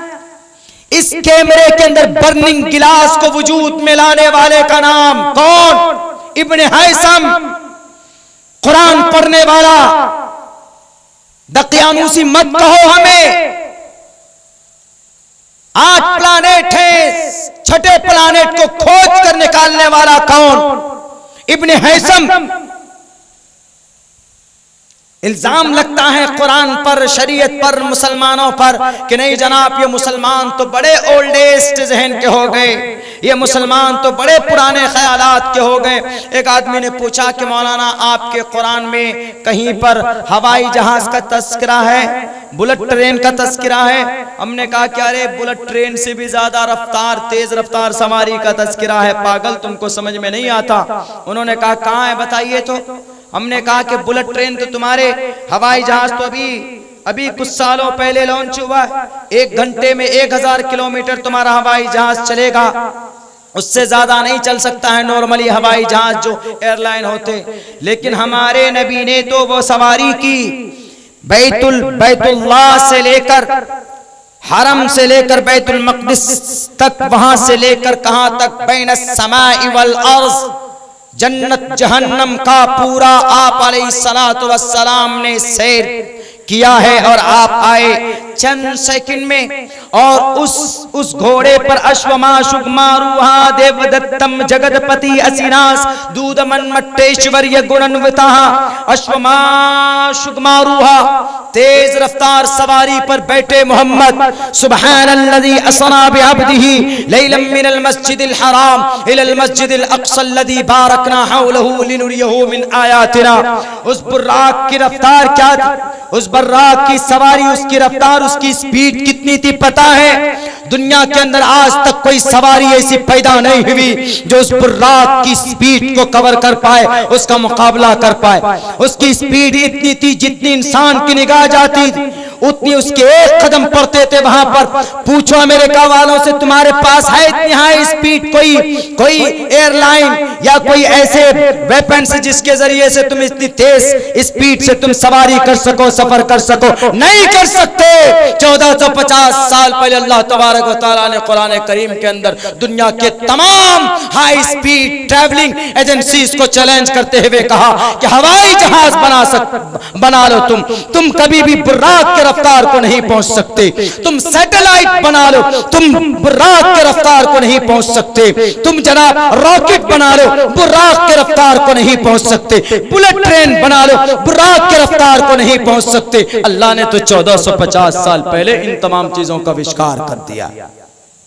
एक आदमी ने हमसे पूछा कि मौलाना एक बात ये बताइए, और कोई चीज आपके कुरान में? देखिए कुरान में बहुत सारी ऐसी चीजें हैं जिनको हम लोग नहीं बोलते, बयान में नहीं बयान करते खुलकर, तो जिनकी वजह से लोग जहालत के शिकार, लोग यूं समझते हैं कि कुरान के जो ऑर्डर हैं वो सिर्फ अल्लाह की तरफ से है और अल्लाह की तरफ से था पहले ज़माने के लिए, अब थोड़ा ओपन होना चाहिए। मिसाल के तौर पर एक ऑर्डर क्या है कि बेटे को 2 हिस्सा, बेटी को 1 हिस्सा। बाप अब इसके ऊपर कानून अलग बनने वाला है, एक साथ सिविल कोड आने वाला, वो एक अलग प्रोसेस, अलग वो है। लेकिन अकली एतबार से हम और आप क्या कहेंगे कि मौलाना अब्दुल्ला ये तो नाइंसाफी है, बेटे को 2 हिस्सा, बेटी को 1 हिस्सा। How is it possible? It's not correct, ये तो सही नहीं। एंड शुड बी रिफॉर्म, इसके अंदर तब्दीली होनी चाहिए, इसके अंदर मॉडिफाई होनी चाहिए, सब कहेगा। लेकिन अकली एतबार से जब आप इसको देखेंगे, समझेंगे, इसकी तहकीक में जाएंगे, तब आपको पता चलेगा कि वाकईतन ये ठीक है। 2 हिस्सा बेटे को क्यों दिया जाता? बेटा शौहर बनेगा, बेटे के ऊपर जिम्मेदारी, मर्द के ऊपर जिम्मेदारी डबल होती है। बीमारी है, हॉस्पिटल है, बीवी का नान नफका है, बाल बच्चे की जिम्मेदारी है, घर है, जिम्मेदारी खर्च डबल है। तो अल्लाह ने कहा इसको 2 हिस्सा, बेटी है उसको कोई खर्च नहीं। शादी हो जाएगी, शादी के बाद जाते ही शौहर से कहेगी पहले देन महर लाओ, महर लाओ वो। और अगर वो बीमार पड़ जाएगी तो उसको खुद नहीं जाना, उसका शौहर लेके जाएगा। बच्चा बीमार पड़ जाए तो कौन लेकर जाएगा? शौहर लेकर जाएगा। नान नफका किसके जिम्मे? शौहर के जिम्मे, उसके जिम्मे तो कोई खर्च ही नहीं। और शादी का खर्च किसके जिम्मे? बाप के जिम्मे, इसीलिए उनका कोई खर्च नहीं है। इसीलिए अल्लाह ने कहा खर्च की जिम्मेदारी शौहर को उठानी पड़ती है, इसलिए शौहर के हक में 2 हिस्सा, बेटी के हक में 1 हिस्सा। तब समझ में आया कि अच्छा ये मसला है। कुरान को समझना, शरीयत को समझना जरूरी है, तब जाकर ये लोग समझते हैं। इसीलिए मैं ये कहता हूं आज के दुनिया के उन जालिम हुक्मरानों से जो हमारे कुरान को, हमारी शरीयत को नबी पाक अलैहिस्सलातु वस्सलाम की घर की खेती समझकर उसके ऊपर बैन लगा रहे हैं। खुदा के वास्ते आप इस कुरान को पढ़िए और अपने ग्रंथों को पढ़िए। कहीं पर भी आपको जर्रा बराबर भी अगर शक लगे तो आप कहिए कि मौलाना अब्दुल्ला हमको इस पर एतराज है। मैं कसम खाकर पूरे दलाइल के साथ बात करने की कोशिश करूंगा। कहीं पर भी आपको जर्रा बराबर फॉल्ट नजर आए तो वहीं पर निशान लगाइए और मेरे पास लेकर के आइए। अरे अल्लाह के नबी अलैहिस्सलातु वस्सलाम ने तो यहाँ तक एक बात कही कि कल कयामत में इंसान, जब कल कयामत में अल्लाह तबारक व तआला पूछेगा कि इब्ने आदम यहाँ आओ, मैं भूखा था तुमने मुझे खाना खिलाया। तो उस वक्त इब्ने आदम मुसलमान नहीं, इब्ने आदम, अल्लाह के नबी फरमाते हैं अल्लाह तबारक व तआला पूछेगा जब इब्ने आदम से कि मैं बीमार था, क्या तुमने मेरी तीमारदारी की? मैं भूखा था, मुझे खाना खिलाया। बंदा पूछेगा कि आप तो खुद ही अल्लाह थे, शहीन कदीर थे, आपको भूख की क्या जरूरत पड़ी? पूरी दुनिया को आप खिलाने वाले। तो अल्लाह तबारक व तआला कहेगा कि तुम्हारे पड़ोस में गरीब था, तुम्हारे करीब में, तुम्हारे स्टेट में, तुम्हारे गांव में एक बहुत मजदूर किस्म का आदमी था, भूखा था, पैसा नहीं था, तुम जानते थे, लेकिन तुम उनके पास गए, उनको 2 वक्त की रोटी दी। अगर तुम रोटी उसको खिलाते तो तुम मुझे वहां पर पाते। एक प्यासा था, तुमने पानी पिलाया, अगर उसको पानी पिलाते तो मुझे वहां पर पाते। एक बीमार था, तुमने उसका इलाज किया, अगर उसका ट्रीटमेंट करते तो तुम मुझे वहां पर पाते। मेरे भाई ये बताओ, मोहम्मद रसूलुल्लाह का ये पैगाम ये सिर्फ मुसलमानों के लिए नहीं था, बल्कि ये तमाम दुनिया के इंसानों के लिए, तमाम दुनिया के मानवता को बरकरार रखने के लिए मोहम्मद रसूलुल्लाह सल्लल्लाहु अलैहि वसल्लम का ये पैगाम। और अल्लाह के नबी अलैहिस्सलातु वस्सलाम साफ तौर पर कह के गए हैं इस धरती के तमाम इंसानों के लिए to the day of judgement एक पैगाम दे करके गए, जो मुझे मानेगा, जो अल्लाह तबारक व ताला की शरीयत को मानेगा, वही इंसान हश्र के मैदान में इज्जत की जिंदगी और इज्जत से उनको वहां पर उनको सम्मान दिया जाए। आज आप क्या समझते हैं कि हम अजान के ऊपर पाबंदी लगा देंगे तो हम जीत जाएंगे? हमारी तानाशाही पूरी दुनिया में चमकेगी, दुनिया में तुम इज्जतदार, दुनिया में तुम्हारी ताकत लोग मान सकते, लेकिन मरने के बाद नहीं। किसी दूसरे धर्म के लोगों को परेशान करके अपने धर्म को ऊंचा करना, इससे ईश्वर प्राप्त नहीं होता। ईश्वर कैसे प्राप्त होता है? ईश्वर प्राप्त होता है के हेत्वो ब्रह्मगतिस्तान्ति सत्संगतिर्तान विचारतोषः। ये प्रश्नोत्तरी का मंत्र है दुनिया के इंसानों। अगर तुम ईश्वर के स्वरूप का मनन करोगे, ईश्वर के स्वरूप का यानी उसकी अच्छाई का, तो तुम मुझे पाओगे। के हेत्वो ब्रह्मगतिस्तान्ति सत्संगतिर्दान विचारतोषा।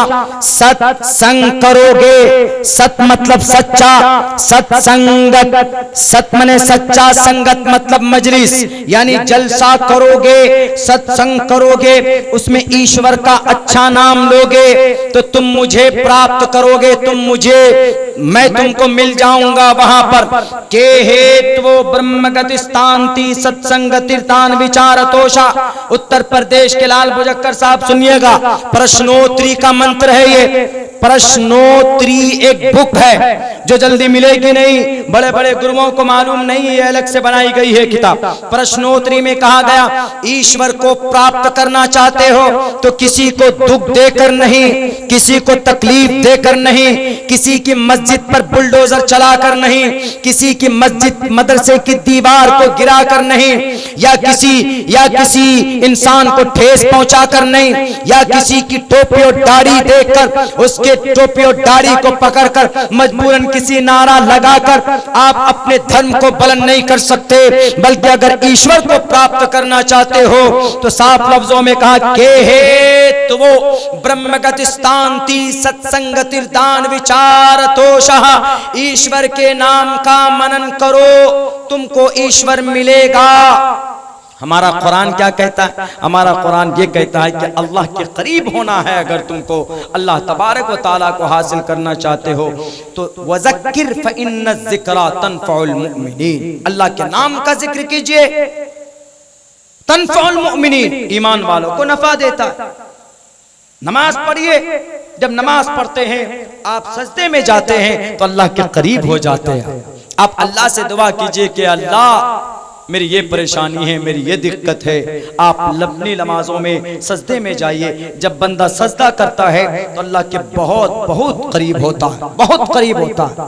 इतना करीब होता है कि अल्लाह कहता है कि देखो इतना बड़ा उद्योगपति है, मेरे एमपीज हैं, एमएलए और एमपी है, लेकिन देखो मेरे सामने सजदे में नाक डालकर पेशानी को झुकाकर मुझसे मदद मांग रहा है। अल्लाह तबारक व ताला बहुत ज्यादा बंदे के करीब, बंदा जब अल्लाह के करीब होना चाहता है तो सबसे बेहतर तरीका यही है कि भाई ज्यादा से ज्यादा कुरान करीम की तिलावत करें, नमाज पढ़ें, आप सजदे में जाएं। इन तमाम चीजों को हमने छोड़ दिया है मेरे नौजवानों, मेरे मुसलमान भाइयों, वरना दुनिया के अंदर डंके के साथ यह ऐलान किया जा सकता है कि इस्लाम दुनिया का सबसे बेहतरीन धर्म है। मैंने तो तहकीक की इसके ऊपर बाज़ाब्ता, हम कंफ्यूज नहीं थे लेकिन हम तहकीक करना चाहते थे कि इस्लाम है क्यों बेहतर। इस्लाम को बदनाम करने की कोशिश है जनाब। इसकी अच्छाई को जितना ज्यादा से ज्यादा हो आम कीजिए, अखलाक को बुलंद कीजिए, मैयारी अखलाकी एतबार से अपने मैयार को ऊंचा करने की कोशिश कीजिए, तो इंशाअल्लाह तबारक व तआला अल्लाह के नबी ने साफ लफ्जों में जब कहा, अल मुस्लिमु मन सलिमल मुस्लिमून मिन लिसानिही व यदिही ला यदखुलुल जन्नत मन ला यामनु जारुहु बवाइक़हु। है कोई माए का लाल किसी के गुरु ने कहा हो कि तुम्हारे पड़ोसी को तकलीफ मत दो वरना तुम जन्नत स्वर्ग नहीं जाओगे, किसी गुरु ने नहीं कहा, लेकिन मोहम्मद रसूलुल्लाह ने यह बात कही, मन ला यदखुलुल जन्नत मन ला यामनु जारुहु बवाइक़हु। ये कहा कि अगर कोई आदमी, उसका पड़ोसी उसके जुल्म से महफूज नहीं है तो वह इंसान जन्नत में नहीं जाएगा। A person will not enter the paradise whose neighbor is not safe from his cruelties। उसके जुल्म से अगर महफूज नहीं है वो इंसान कभी भी जन्नत नहीं जा सकता। अल्लाह के नबी का फरमान, कितनी अच्छी अच्छी बातें बताइए, फिर भी उसके बावजूद भी इस्लाम को बदनाम, उसके बावजूद भी जनाब वो पता नहीं 700-800 साल तक कुछ एम्पायर की, कुछ बादशाहों की, कुछ करतूत की वजह से उसको ला करके हमारे सर पर डाल देते हैं और हमसे ये कहा जाता है कि नहीं, आपके एम्पायर ऐसे थे, आपके मुस्लिम रहनुमा ऐसे थे, इसलिए हम उनको, उनकी वजह से ये परेशानियां आ रही। तमाम दुनिया को ये बात पता होनी चाहिए, इस्लाम पहचाना जाता है, इस्लाम पहचाना जाएगा कुरान और शरीयत से, कुरान से, अहादीस से, अल्लाह के नबी की जिंदगी से, सहाबा किराम की जिंदगी से।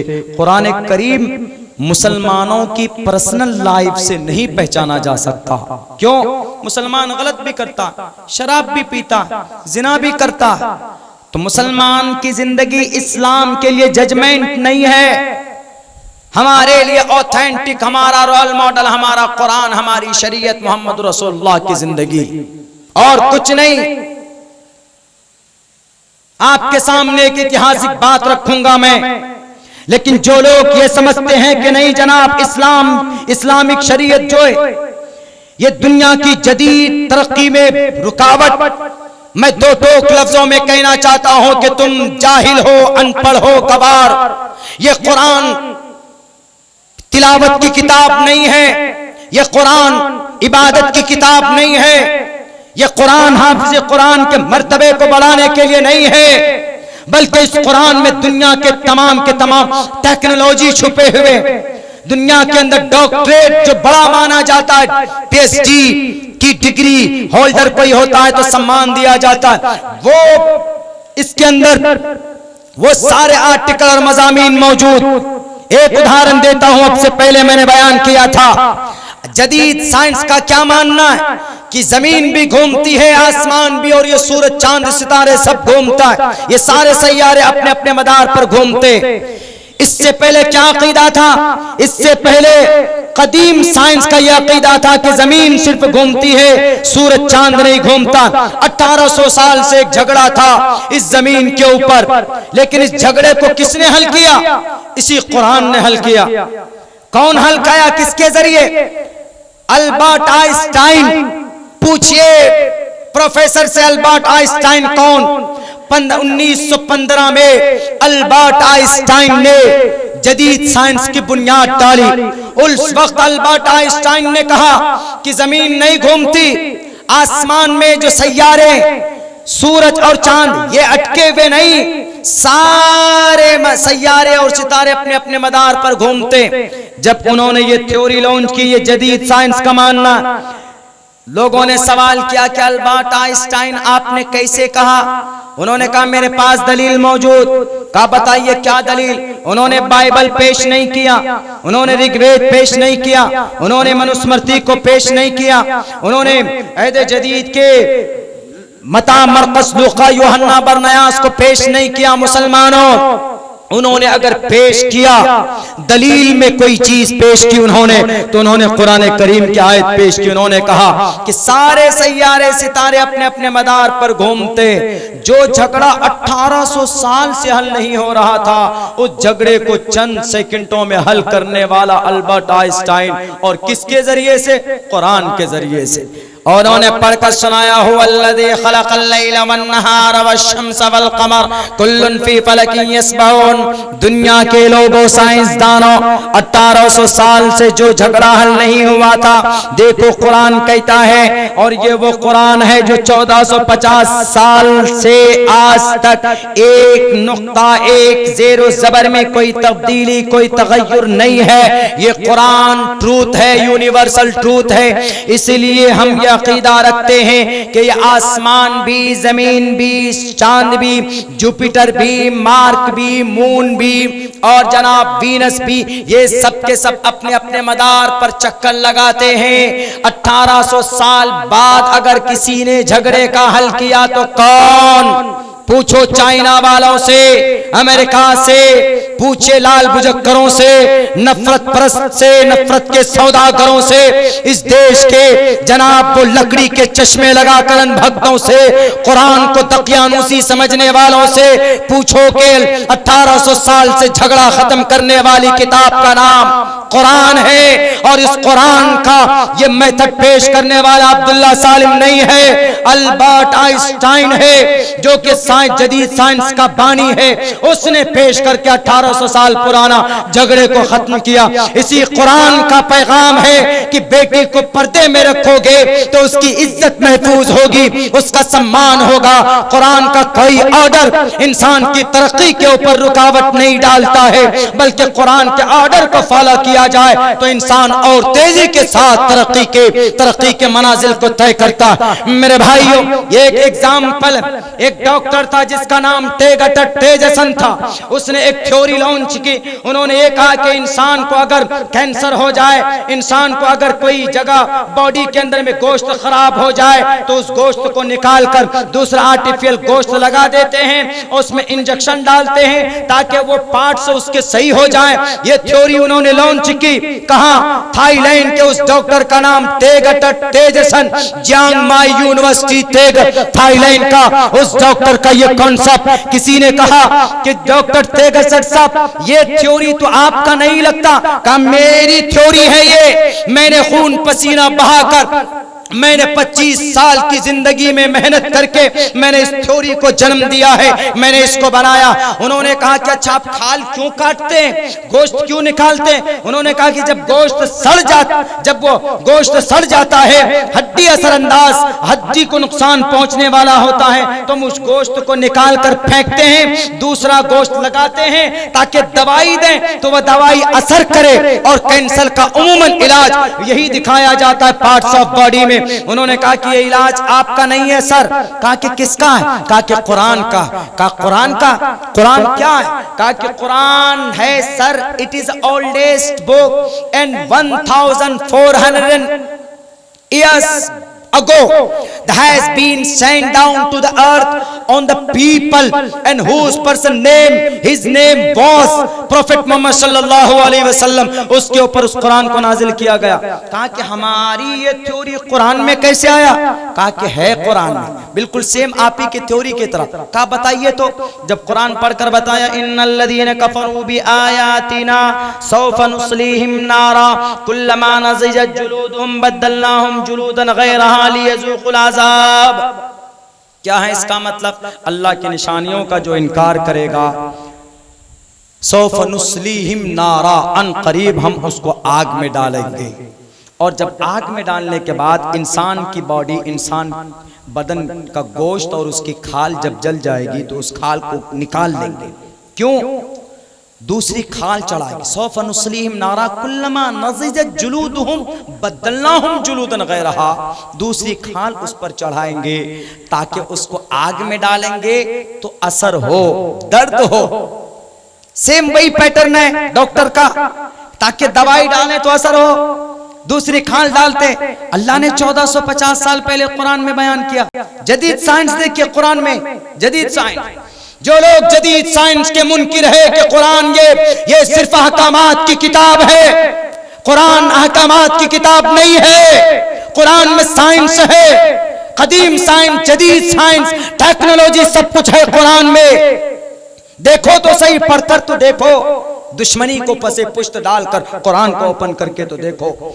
जब डॉक्टर को सुनाया गया, डॉक्टर ने कहा कि इट्स कुरान 1450 साल पहले का। जी, उसने और रिसर्च करना शुरू किया जब, तो उसने देखा कि दुनिया के अंदर जितने भी डॉक्टरेट की जो डिग्री, MBBS MD जो पढ़ाई जाती है, आंख का डॉक्टर जब तक डॉक्टर नहीं बन सकता जब तक इब्न सीना की वो किताब अल मनाजिर, इल्म बसरियात पर सबसे मजबूत किताब अगर कोई है तो वह अल मनाजिर, आंखों का डॉक्टर उस वक्त तक नहीं बन सकता जब तक इस किताब को न पढ़ ले। तो उन्होंने कहा, डॉक्टर तेजसन ने कहा कि ये कुरान का ऑर्डर है। वो गया कहां? हिजाज मुक़द्दस, जाने के बाद इस्लाम को कबूल करता है। कि I want to convert my religion into the Islam, क्योंकि इस्लाम को हमने गलत समझा था। लेकिन यकीनन कुरान में जो बातें हैं वो गलत नहीं है, और कुरान में सिर्फ अहकामात, सिर्फ इबादत नहीं है, बल्कि कुरान करीम के अंदर जदीद साइंस भी। कुरान करीम का मानने वाला कभी भी इस दुनिया के अंदर नाकाम नहीं हो सकता। इसलिए मैं कहता हूं दो टोक लफ्जों में कि जिनको हमारे कुरान पर एतराज हो, जिनको हमारी शरीयत पर एतराज हो, जिनको नबी की जिंदगी पर एतराज हो, वो नबी की जिंदगी को उठा करके देखे, तब एतराज करे हमारी नबी की जिंदगी पर, हमारे शरीयत पर, हमारे कुरान पर। कुरान करीम के आर्टिकल्स के ऊपर सिर्फ किसी बादशाह की जिंदगी को देखकर मुसलमानों को बदनाम नहीं किया जा सकता। अभी कुछ दिनों पहले से जनाब एक मंदिर मस्जिद का झगड़ा चल रहा है, तो सिर्फ एक बादशाह के नाम को लेकर हमें बदनाम करने की कोशिश की जाती है। उस बादशाह की हिस्ट्री क्या है, उस बादशाह का इतिहास क्या है, मैं चंद मिनटों के अंदर रखना चाहता हूं। वो बादशाह मैं इसलिए तर्जमानी कर रहा हूं क्योंकि और बादशाहों से अलग वो बादशाह था। वो बादशाह सिर्फ बादशाह नहीं था, बल्कि इस जमीन के ऊपर नबी की सुन्नत को लॉन्च करने वाला, नबी की सुन्नत के मुताबिक जिंदगी गुजारने वाला। अगर कोई बादशाहों की दुनिया में अगर कोई बादशाह नजर आता है तो उनका नाम औरंगजेब आलमगीर रहमतुल्लाहि अलैह। औरंगजेब आलमगीर कौन है? इस देश में, इस मुल्क में, पूरे अखंड भारत पर उनकी हुकूमत थी। उधर श्रीलंका से लेकर अफगानिस्तान तक, उधर अफगानिस्तान से लेकर म्यांमार, बर्मा तक, ये भूटान और ये नेपाल और ये बांग्लादेश, ये सारे आसपास के मुल्क उस वक्त इन्हीं 40 साल तक औरंगजेब की हुकूमत थी इस पूरे भारत के अंदर। ये वो बादशाह था, पूरे महाराजा होने के साथ साथ, महाराजा होने के बावजूद भी इनके बैंक बैलेंस कितने थे? 14 रुपए 12 आना। और जिस वक्त इनकी मौत हुई थी, अपनी बीवी आलिया बेगम से कहा था कि आलिया बेगम, मैं जा रहा हूं इस दुनिया से, मैं जाऊंगा, मेरे कफन के लिए मेरे तिजोरी के अंदर 14 रुपए 12 आना पैसे हैं। मैंने टोपी बुनकर, टोपी बनाकर, उसको फरोख्त करके जो पैसा हासिल हुआ है मैंने उनको जमा करके रखा है। मेरे उन पैसों से, उन 14 रुपयों से, 12 आने से मेरे कफन को खरीद कर मुझे दफन करना। और सुनो आलिया बेगम, एक दूसरे तिजोरी में ज्यादा नहीं 300 रुपए हैं। उन 300 रुपए को मैंने बैतुल माल से, या अपनी तनख्वाह नहीं है, बल्कि कुरान करीम की मुसव्वदे को तैयार कर कर जो हदिया मुझे हासिल हुए हैं, जो फरोख्त करके पैसे मेरे पास आए हैं, उन पैसों को मैंने जमा किया अपनी जिंदगी में। वो 300 रुपए होंगे, उन पैसों को गरीबों में बांट देना। दुनिया को चैलेंज है, ऐसा बादशाह लाओ दुनिया वाले। मरते वक्त उनके स्विस बैंक में करोड़ों रुपए नहीं थे। अपनी जिंदगी फक्र फाका तंगदस्ती में गुजारी उन्होंने। और हिंदू क्या, मुसलमान क्या, क्रिश्चियन क्या, जैन क्या, सबको इज्जत की निगाह से देखते थे। आज उनके नाम पर मस्जिदें तोड़ी जा रही, आज उनके नाम पर जनाब उनको बेवकूफ बनाया जाता है। मैं अब्दुल्ला सालिम अपनी किताब से नहीं, उठाओ डॉक्टर BN पांडे की किताब और उठाओ डॉक्टर बट्टा सीतारमन की किताब पर और पत्थर, उस किताब में लिखी है ये बात। डॉक्टर BN पांडे कौन? राइटर नहीं थे।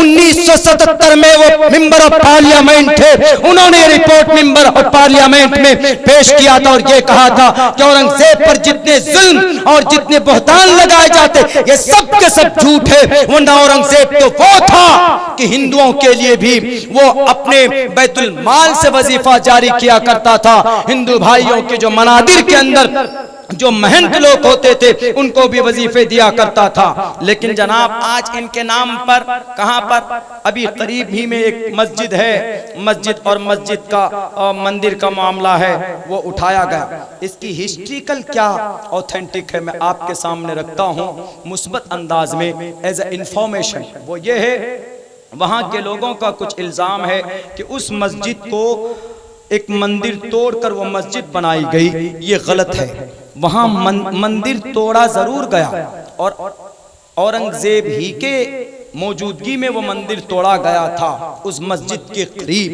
लेकिन मस्जिद मंदिर तोड़कर नहीं उठाया गया था, बल्कि मस्जिद अपनी जगह पर अकबर बादशाह ने बनाई थी और विश्वनाथ देवता की मंदिर भी अकबर ने बनाई थी। अकबर एक नई शरीयत लॉन्च करना चाहता था दीन इलाही के नाम से, यानी हिंदू अलग मुस्लिम अलग अपनी अपनी पूजा करें, बैरक है। तो वहां पर औरंगजेब ने एक मंदिर तोड़ा था जरूर, लेकिन कैसे? खुद से तोड़ा था? नहीं, इसकी एक हिस्ट्रिकल रिवायत है जो मैं आपके सामने पेश करके मैं अपनी बातों को खत्म करने की कोशिश करूंगा। वो ये है कि जब औरंगजेब पूरे भारत, अखंड भारत, ये जितने भी ममालिक हैं ये बाद में बने, पहले वो एक ही उनके अंडर में था, वहां पर थे। तो वो एक मर्तबा दिल्ली से कलकत्ता जा रहे थे। ये रिपोर्ट किनकी? डॉक्टर बीएन पांडे की रिपोर्ट पार्लियामेंट में पेश किया है। उस किताब का नाम पर और पत्थर, डॉक्टर बट्टा सीतारमन और डॉक्टर पीएल गुप्ता की जो दस्तावेज है उस किताब के अंदर मौजूद। अगर मैं झूठ बोलता हूं तो मैं रुकूंगा। मैं आपके शहर में, आपके इस डिस्ट्रिक्ट में मैं कल तक, मुझसे आइए, इंशाअल्लाह मैं आपको दलाइल की बुनियाद पर आपको समझाऊंगा। डॉक्टर बीएन पांडे कहता कि जब औरंगजेब दिल्ली से कलकत्ता जा रहा था तो उस शहर के करीब पहुंचे, करीब में जो शहर है काशी विश्वनाथ पहुंचे, तो वहां के जो लोकल राजा थे उन्होंने कहा कि महाराजा आप आए, अहलन व सहला मरहबा, आइए हमारे यहाँ मेहमानदारी, एक दिन रुक जाइए। उन्होंने कहा कि क्यों? कहा कि कल पूजा है हमारे यहाँ, हमारी जो नारियां हैं वो गंगा स्नान करेंगी, गंगा स्नान करने के बाद पूजा करेंगी। कहा पूजा किनकी? विश्वनाथ देवता की, विश्वनाथ मूर्ति की पूजा करेंगी, और इस बीच में कुछ फौजों की जरूरत पड़ेगी, आर्मी की सेनाओं की जरूरत पड़ेगी, इसीलिए आप कम से कम कुछ मदद करते, रुक जाते। तो फौरन औरंगजेब ने कहा कि बिल्कुल हम रुकेंगे, जाओ ऐलान कर दो कि हम रुकेंगे। ऐलान करा दिया जाता है। सारी औरतें गंगा स्नान करके मंदिर में जाती, और उस मंदिर का नाम विश्वनाथ मंदिर, काशी विश्वनाथ मंदिर, उसी से मशहूर विश्वनाथ मंदिर में जाकर पूजा करती। पूजा करने के बाद सारी औरतें अपने घर को चली जाती, और औरंगजेब अपने टोटल सेनाओं को, अपने फौजों को लगा देता है समाज की औरतों की रक्षा के लिए, कि कहीं कोई किसी की इज्जत पर हाथ ना डाले। उसके बावजूद भी मंदिर के मूर्ति के नीचे एक सुरंग, दो बेटी गायब, घर नहीं पहुंची, तो फौरन खबर आम हो गई कि दो नारी गायब है, समाज की दो बेटी गायब है। तो औरंगजेब को जब यह खबर पहुंचती है तो औरंगजेब खड़े होता है नमाज पढ़ने के लिए। नियत बांधने ही वाला था कि इनके कान में आवाज पहुंची कि समाज की दो बेटी गायब है। फौरन नियत बांधने वाला था, नमाज शुरू करने वाला था, नमाज रोककर मसल्ले से उतरकर और अपने खास दरबारियों को कहता है कि ढूंढो हमारी वो दोनों बेटी कहां है। औरंगजेब पर इल्जाम लगाने वाले मीडिया और टीवी के लोगों, चैनल के लोगों, अपनी जमीर को चंद पैसों में बेचकर हकीकत को दफन करने की कोशिश मत करो। मेरे दो टोक लफ्जों में बात रिकॉर्ड हो रही, हमारी बात को चलाते आप इंडिया टीवी वाले बड़े खूबसूरती से। मेरी इस हकीकत को भी चलाना, अगर तुम्हारे रगों के अंदर, अगर तुम्हारे हड्डियों के अंदर अगर गर्मी है, अगर तुम्हारे रगों के खून के अंदर गर्मी है, तुम्हारे हड्डियों के नलियों में अगर ताकत है, तो इस ट्रूथ को तुम समझाना, चलाने की कोशिश करना। वो औरंगजेब आलमगीर रहमतुल्लाह, उसने ये नहीं कहा अच्छा हुआ हिंदू बेटी थी, मर गई, चली गई, गुम हो गई, नहीं, फौरन मसल्ले से उतरकर जाकर अपने खास दरबारियों को कहता ढूंढो समाज की बेटी कहां है। क्योंकि औरंगजेब जानते थे कि बेटी की इज्जत, औरत का मकाम इस्लाम में क्या है। अल्लाह के नबी ने जो मकाम दिया है औरत को आने के बाद, इस्लाम में जो औरत को जो मकाम दिया गया वो किसी और कौम के, किसी और मजहब में वो मकाम नहीं दिया गया। इसीलिए कहा गया हिंदू भाइयों, आज तुम पर्दे का विरोध करते हो, आज तुम शरीयत का विरोध करते हो, याद रखो अगर पर्दे में बेटी आती है तो बेटी का सम्मान होता है, और जिस घर में बेटी का सम्मान हो उस घर के अंदर अल्लाह की तरफ से रहमो करम के फैसले होते। यत्र नार यस्तु पूजन्ते रमन्ते तत्र देवता। अगर ये मंत्र मैं गलत पढ़ता हूं तो अपने लाल बुझक्कर से पूछिए जिनसे मंत्र नहीं पढ़ा जाता है विधानसभा में। यत्र नारयस्तु पूजन्ते रमन्ते तत्र देवता एन तत्र तास्तु न पूजन्ते न रमन्ते न तत्र देवता। जिस घर में बेटी का सम्मान होता है, जिस घर में बेटी की इज्जत और आबरू उनके सर पर रखे जाते हैं, इज्जत किया जाता है, सम्मान किया जाता है, उस घर के अंदर तत्र देवता देवता वास करते हैं। ईश्वर के तरफ से रहमो करम का फैसला होता है जिस घर में बेटी की इज्जत होती। और हमारा मुल्क भारत हमारे लिए घर है। यहाँ पर अगर किसी कॉलेज का लड़का किसी बेटी की पर्दे का अपमान करेगा तो इसका मतलब तत्रतास्तु बेटी का अपमान, तो मतलब इस देश का अपमान, ईश्वर का अपमान। जब बेटी का अपमान करोगे तो ईश्वर नहीं आएगा। तो औरंगजेब जानते थे कि बेटी है हिंदू की ही हो, हमारी भी बेटी है। फौरन औरंगजेब अपने दरबारियों को लगाकर कहता है कि ढूंढो बेटियां कहाँ हैं। बेटियां ढूंढी जाती है, नहीं मिलती। एक जगह जब कोई आदमी उसका पहुंचता है, उस मूर्ति को हटाता है, विश्वनाथ मूर्ति के नीचे एक सुरंग देखता है, वहां पर एक जीना देखता है। जब उस जीने से उतर कर देखते हैं तो नीचे दोनों औरतें बैठी हुई, और वो दोनों समाज की नारी, समाज की बेटी बरहना हालत में होती, नंगी होती है, रो रही होती। पूछा जाता है कि क्यों रो रही?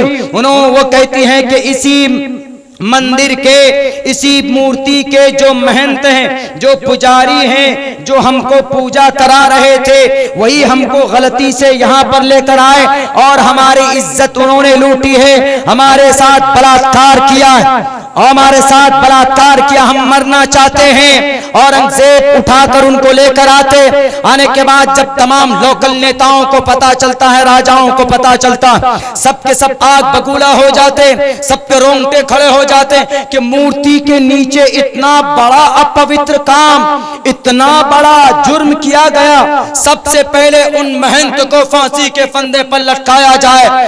औरंगजेब ने कहा कि अच्छा इनको फांसी देना चाहते हो, ठीक है फांसी दे दो, बेटियों की इज्जत तो दोबारा आ नहीं सकती, जो लुट गई वो लुट गई, लेकिन बेटी है इनको सम्मान देते हैं। किसी ने कहा कि सर नहीं, हम इस जगह को तोड़ देना चाहते हैं, बल्कि इस मूर्ति को ही दफन कर देना चाहते।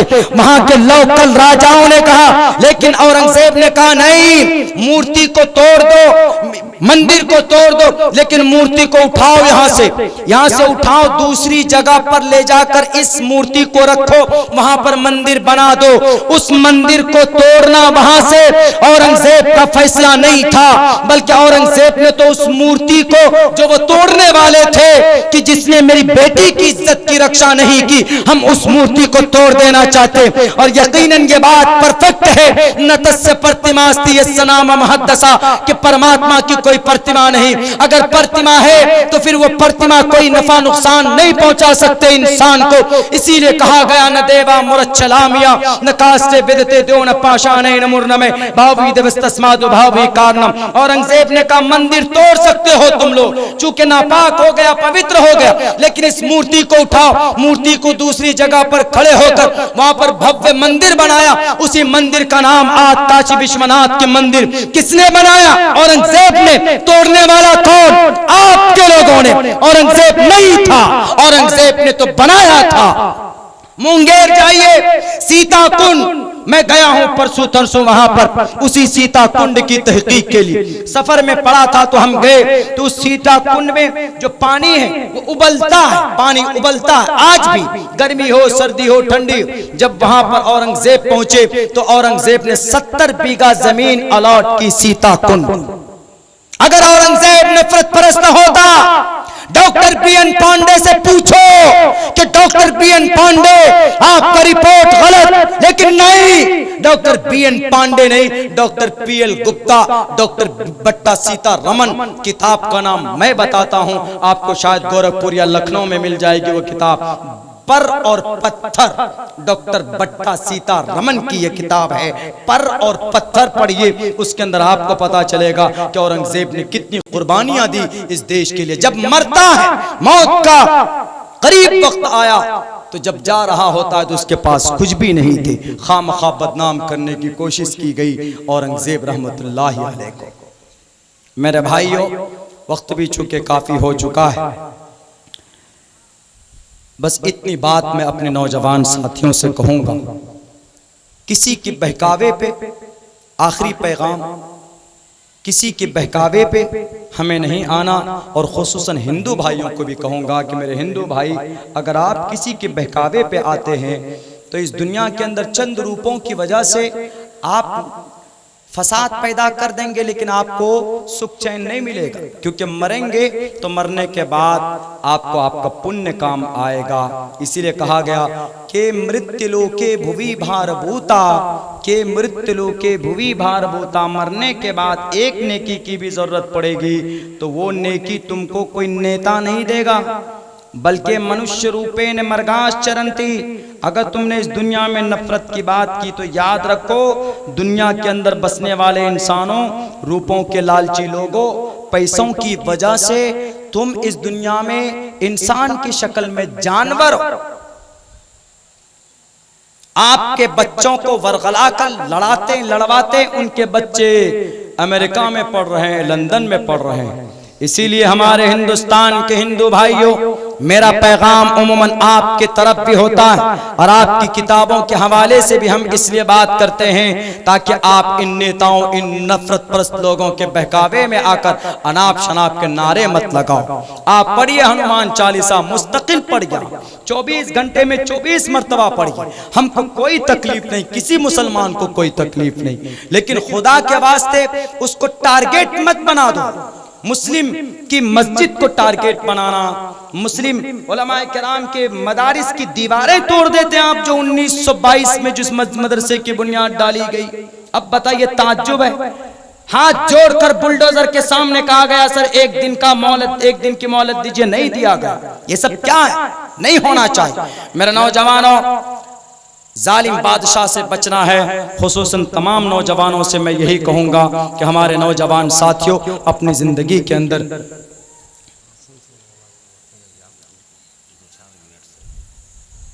जी, हमारी तो ये तारीख रही कि हम दुश्मनों के जुल्म को बर्दाश्त करके, अल्लाह के नबी अलैहिस्सलातु वस्सलाम की ये तारीख है। अल्लाह के नबी अलैहिस्सलातु वस्सलाम की पूरी ज़िंदगी देखिए, 13 साल की ज़िंदगी देख लीजिए कि आप अलैहिस्सलाम ने जुल्म को बर्दाश्त किया, उसके साथ उसके बावजूद भी दुआएं देते रहे।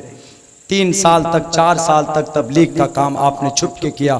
उसके बाद जब आपने खुलकर काम करना शुरू किया तो बिल्कुल सेम जैसे आज की तारीख, मॉब लिंचिंग, तिहाड़ जेल में डाला गया सहाबाए किराम को, अल्लाह के नबी को। आप कहेंगे तिहाड़ जेल कहाँ है मौलाना? उस वक्त तिहाड़ जेल था ही। शैब अबी तालिब तिहाड़ जेल से भी बदतर, तिहाड़ 3 साल तक वहां पर बच्चे भूख से तड़पने लगे। अल्लाह के नबी के ऊपर पत्थरों की बारिश की गई, उसके बावजूद भी दुआ करते। आज भी हमारे इस मुल्क में हर तरफ जुल्म सितम का माहौल खड़ा कर दिया गया, उसके बावजूद भी हम देश के इस तिरंगे को झुकने नहीं देते। हम अपने अल्लाह की इबादत करते हैं, हमारे ऊपर जुल्म के पहाड़ तोड़े जाते, उसके बावजूद भी हम देश को तोड़ने की, लड़ने की, काटने की, मारने की बात नहीं करते। अगर आपको यकीन ना हो, आप तारीख उठा लीजिए। कश्मीर में एक नौजवान लड़का मुदस्सिर, जो एक कांस्टेबल था, पुलिस वाला था, टेररिज्म का मुकाबला करते करते चला गया। उसका बाप रोता रहा, बिलखता रहा और यूं कहता रहा कि मेरा इकलौता बेटा था मुदस्सिर, वो कांस्टेबल, वो पुलिस में था, वो किसी थाने में था, लेकिन टेररिस्ट का वो उसके हमले का शिकार हुआ, शहीद हो गया। बूढ़ा बाप है, कंधे पर जवान बेटे की लाश है। इससे बड़ा दुख और दर्द कोई हो सकता? इस्लाम को दहशतगर्द से, दहशतगर्दी का आरोप देकर बदनाम करने वालों, पूछो डॉक्टर कश्मीर के उस बाप से कि उसके सर पर बेटे की लाश जो उसके कंधे पर थी कितनी वजनी होती है। अपने अपने बाप के लिए सबसे बड़ा मसला, सबसे बड़ा बोझ जवान बेटे की लाश को उठाना होता, ये पूरी दुनिया जानती, लेकिन सब्र करके चीखता रहा, बोलता रहा रो रो कर, अब तो सब्र ही करना है, अब तो बस सब्र ही है।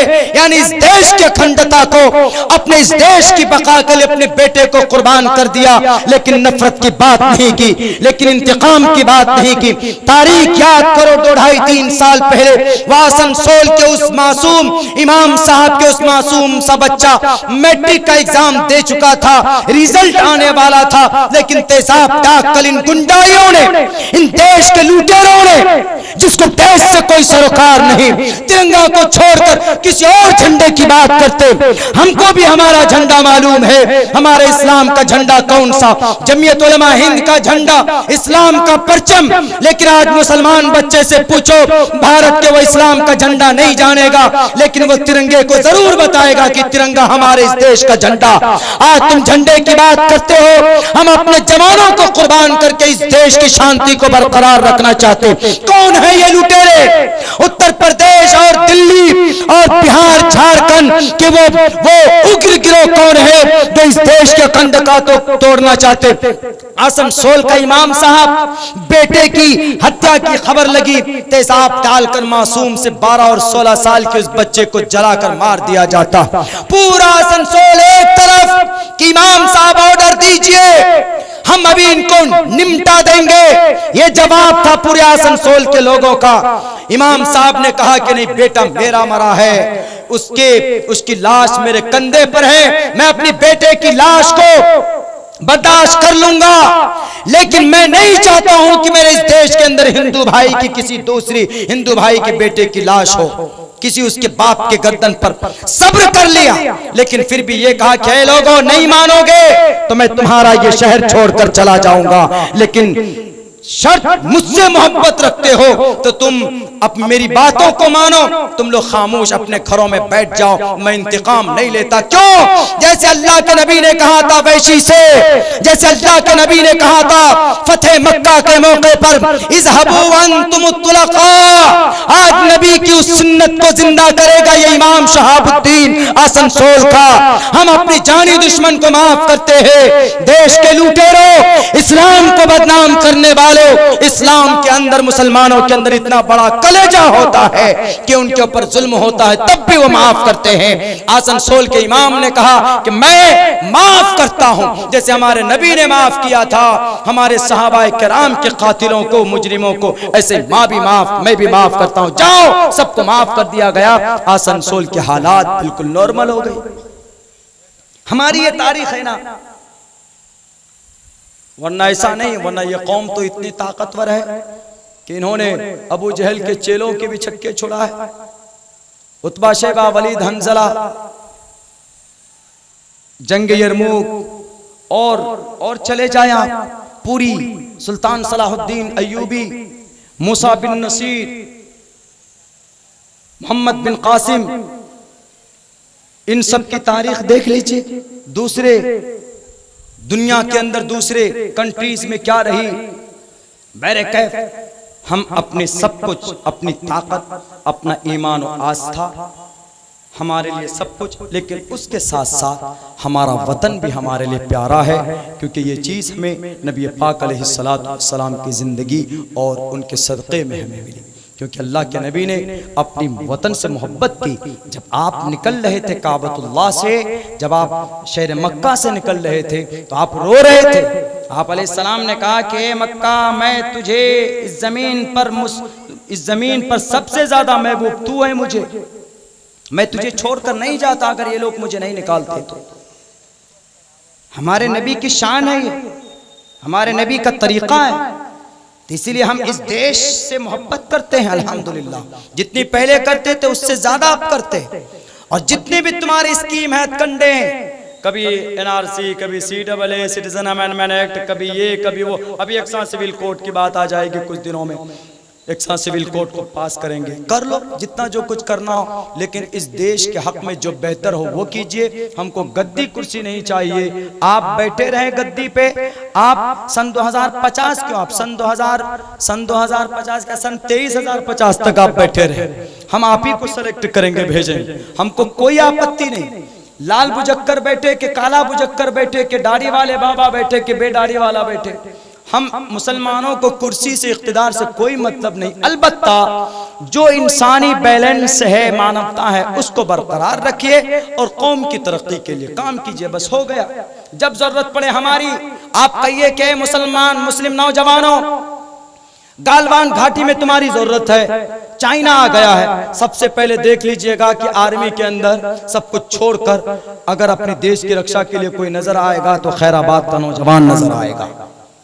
इतनी मोहब्बत है इनको, बोलकर तो देखिए, इनको आज भी इतनी मोहब्बत। लेकिन खुदारा ये कानून वो कानून, ये 1991 के कानून के खिलाफ अभी जो झगड़ा चल रहा मंदिर मस्जिद का, 1991 18 सितंबर को जब सुप्रीम कोर्ट का जजमेंट है, साफ लफ्जों में यह कहा गया कि 15 अगस्त के बाद से कोई मंदिर मस्जिद का झगड़ा नहीं चलेगा। बाबरी मस्जिद का सिर्फ मुस्तस्ना कर दिया, बाकी जो मस्जिद है वो मस्जिद, जो मंदिर है वो मंदिर। 1991 में यह कानून बना, 1991, फिर अभी ये झगड़ा खड़ा करने की क्या जरूरत है? ये तो कानून को नहीं मानते, इसका मतलब हम वो हैं जो वफादार हमेशा हर वक्त हर जगह पर रहते हैं। अल्लाह से दुआ करते हैं कि अल्लाह तबारक व ताला हम तमाम मुसलमानों को, हम तमाम इस देश के खुसूसन हिंदू भाइयों को, इनके अंदर भी इत्तेहाद इत्तिफाक हो और हमारी शरीयत को, हमारे कुरान को समझने की भी सलाहियत उन लोगों को दे। और जो लोग इस देश को बर्बाद करना चाहते हैं, अल्लाह उनको हिदायत की तौफीक दे, वरना ऐसे जालिम लोगों से हमारे इस देश की, इस मुल्क की हिफाजत फरमाए। और अपने तमाम नौजवान साथियों से, मुसलमानों से यही कहूँगा कि हमारे मुसलमानों, हमारे आमाल की वजह से इस तरह के फैसले अल्लाह की तरफ से होते हैं, इसलिए अपने अमल को सुधारने की कोशिश करो। जो बातें कही गई है, सुनी गई है, जब से जलसा हुआ है अभी तक, अल्लाह से दुआ करो कि अल्लाह तबारक व तआला कहने सुनने से ज़्यादा हम तमाम मुसलमानों को उस पर अमल की तौफीक अता फरमाए। बहुत बहुत शुक्रिया, जज़ाकल्लाह। अस्सलामु अलैकुम व रहमतुल्लाह।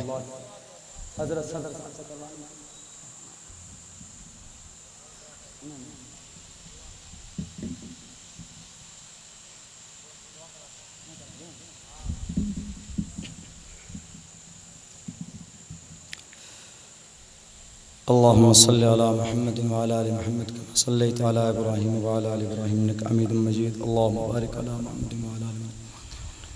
रब्बना आतिना फिद दुनिया हसनतन व फिल आखिरति हसनतन व क़िना अज़ाबन नार। रब्बना ज़लमना अनफुसना व इल्लम तग़फिर लना व तरहमना लनकूनन्न मिनल ख़ासिरीन। ला इलाहा इल्ला अंत सुब्हानक इन्नी कुन्तु मिनज़ ज़ालिमीन। अल्लाहुम्मा इन्ना नजअलुका फ़ी नुहूरिहिम व नऊज़ु बिका मिन शुरूरिहिम। या अल्लाह हमारे सग़ीरा कबीरा गुनाहों को माफ़ फरमा।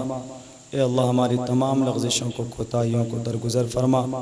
या अल्लाह बहुत खूबसूरत जलसा मुनक़िद किया गया है खैराबाद की सरज़मीं पर। या अल्लाह इस जलसे को अपने फ़ज़ल करम से कबूल मंजूर फरमा। या अल्लाह जो भी बातें कही गई है, सुनी गई है, हज़रात उलमा इकराम की ज़ुबानी 100% उस पर अमल की तौफ़ीक़ अता फरमा। या अल्लाह खुसूसन हमारे नौजवान तबका जो दीन से, शरीयत से दूर हो चुके हैं, या अल्लाह उनको उनकी ज़िंदगी के अंदर दीन की अहमियत की तौफ़ीक़ अता फ़रमा। या अल्लाह दीन से मोहब्बत की तौफ़ीक़ अता फ़रमा। शरीयत, कुरान और सुन्नत के मुताबिक ज़िंदगी गुजारने की तौफ़ीक़ अता फ़रमा। या अल्लाह हमारे मदारिस की हिफाजत फरमा। या अल्लाह हमारे मकातिब की हिफाजत फरमा। या अल्लाह हमारे खानक़ाह की हिफाजत फरमा। या अल्लाह उलमा इकराम की इज़्ज़त व आबरू की हिफाजत फरमा। या अल्लाह आज हर तरफ से हमारे अज़ान पर, नमाज पर, मसाजिद पर इल्गार और हमले हो रहे हैं, तरह तरह के मंसूबे और साजिशें रची जा रही। या अल्लाह उन तमाम लोगों को हिदायत की तौफ़ीक़ अता फ़रमा। अगर हिदायत उनके मुक़द्दर में नहीं है तो ऐसे लोगों के जुल्म से हमारे मुल्क और मिल्लत की हिफाजत फरमा। या अल्लाह जो लोग परेशान हाल हैं उनकी परेशानियों को दूर फरमा। या अल्लाह जो लोग बेरोज़गार हैं उनको हलाल पाक रोज़ी नसीब फरमा। या अल्लाह जो लोग नाजायज़ मुक़द्दमात में गिरफ़्तार हैं, जेल के सलाख़ों के पीछे हैं, या अल्लाह उनकी रिहाई की या अल्लाह असबाब पैदा फरमा। खुसूसन मौलाना कलीम साहब, मुफ्ती अब्दुल समी साहब, या अल्लाह और कई अकाबिर हमारे जेल के अंदर बंद है, या अल्लाह उनकी रिहाई के असबाब पैदा फरमा दे। या अल्लाह हम तमाम मुसलमानों को कुरान और सुन्नत के मुताबिक ज़िंदगी गुजारने की तौफीक अता फरमा। अल्लाह इस जलसे के करने कराने वालों के जायज़ मकासद में कामयाबी अता फरमा। अल्लाह इस जलसे की बरकत से हमारे नौजवानों के अंदर एक अलग तरह की तब्दीली कि अल्लाह उनके अंदर तौफीक अता फरमा। या अल्लाह जो लोग जो मुसलमान बीमार हैं उनको शिफाए कामिला आजिला दाइमा मुस्तमिर्रा अता फरमा। जो परेशान हाल उनकी परेशानियों को दूर फरमा। हमारे सफ़र को कबूल फरमा।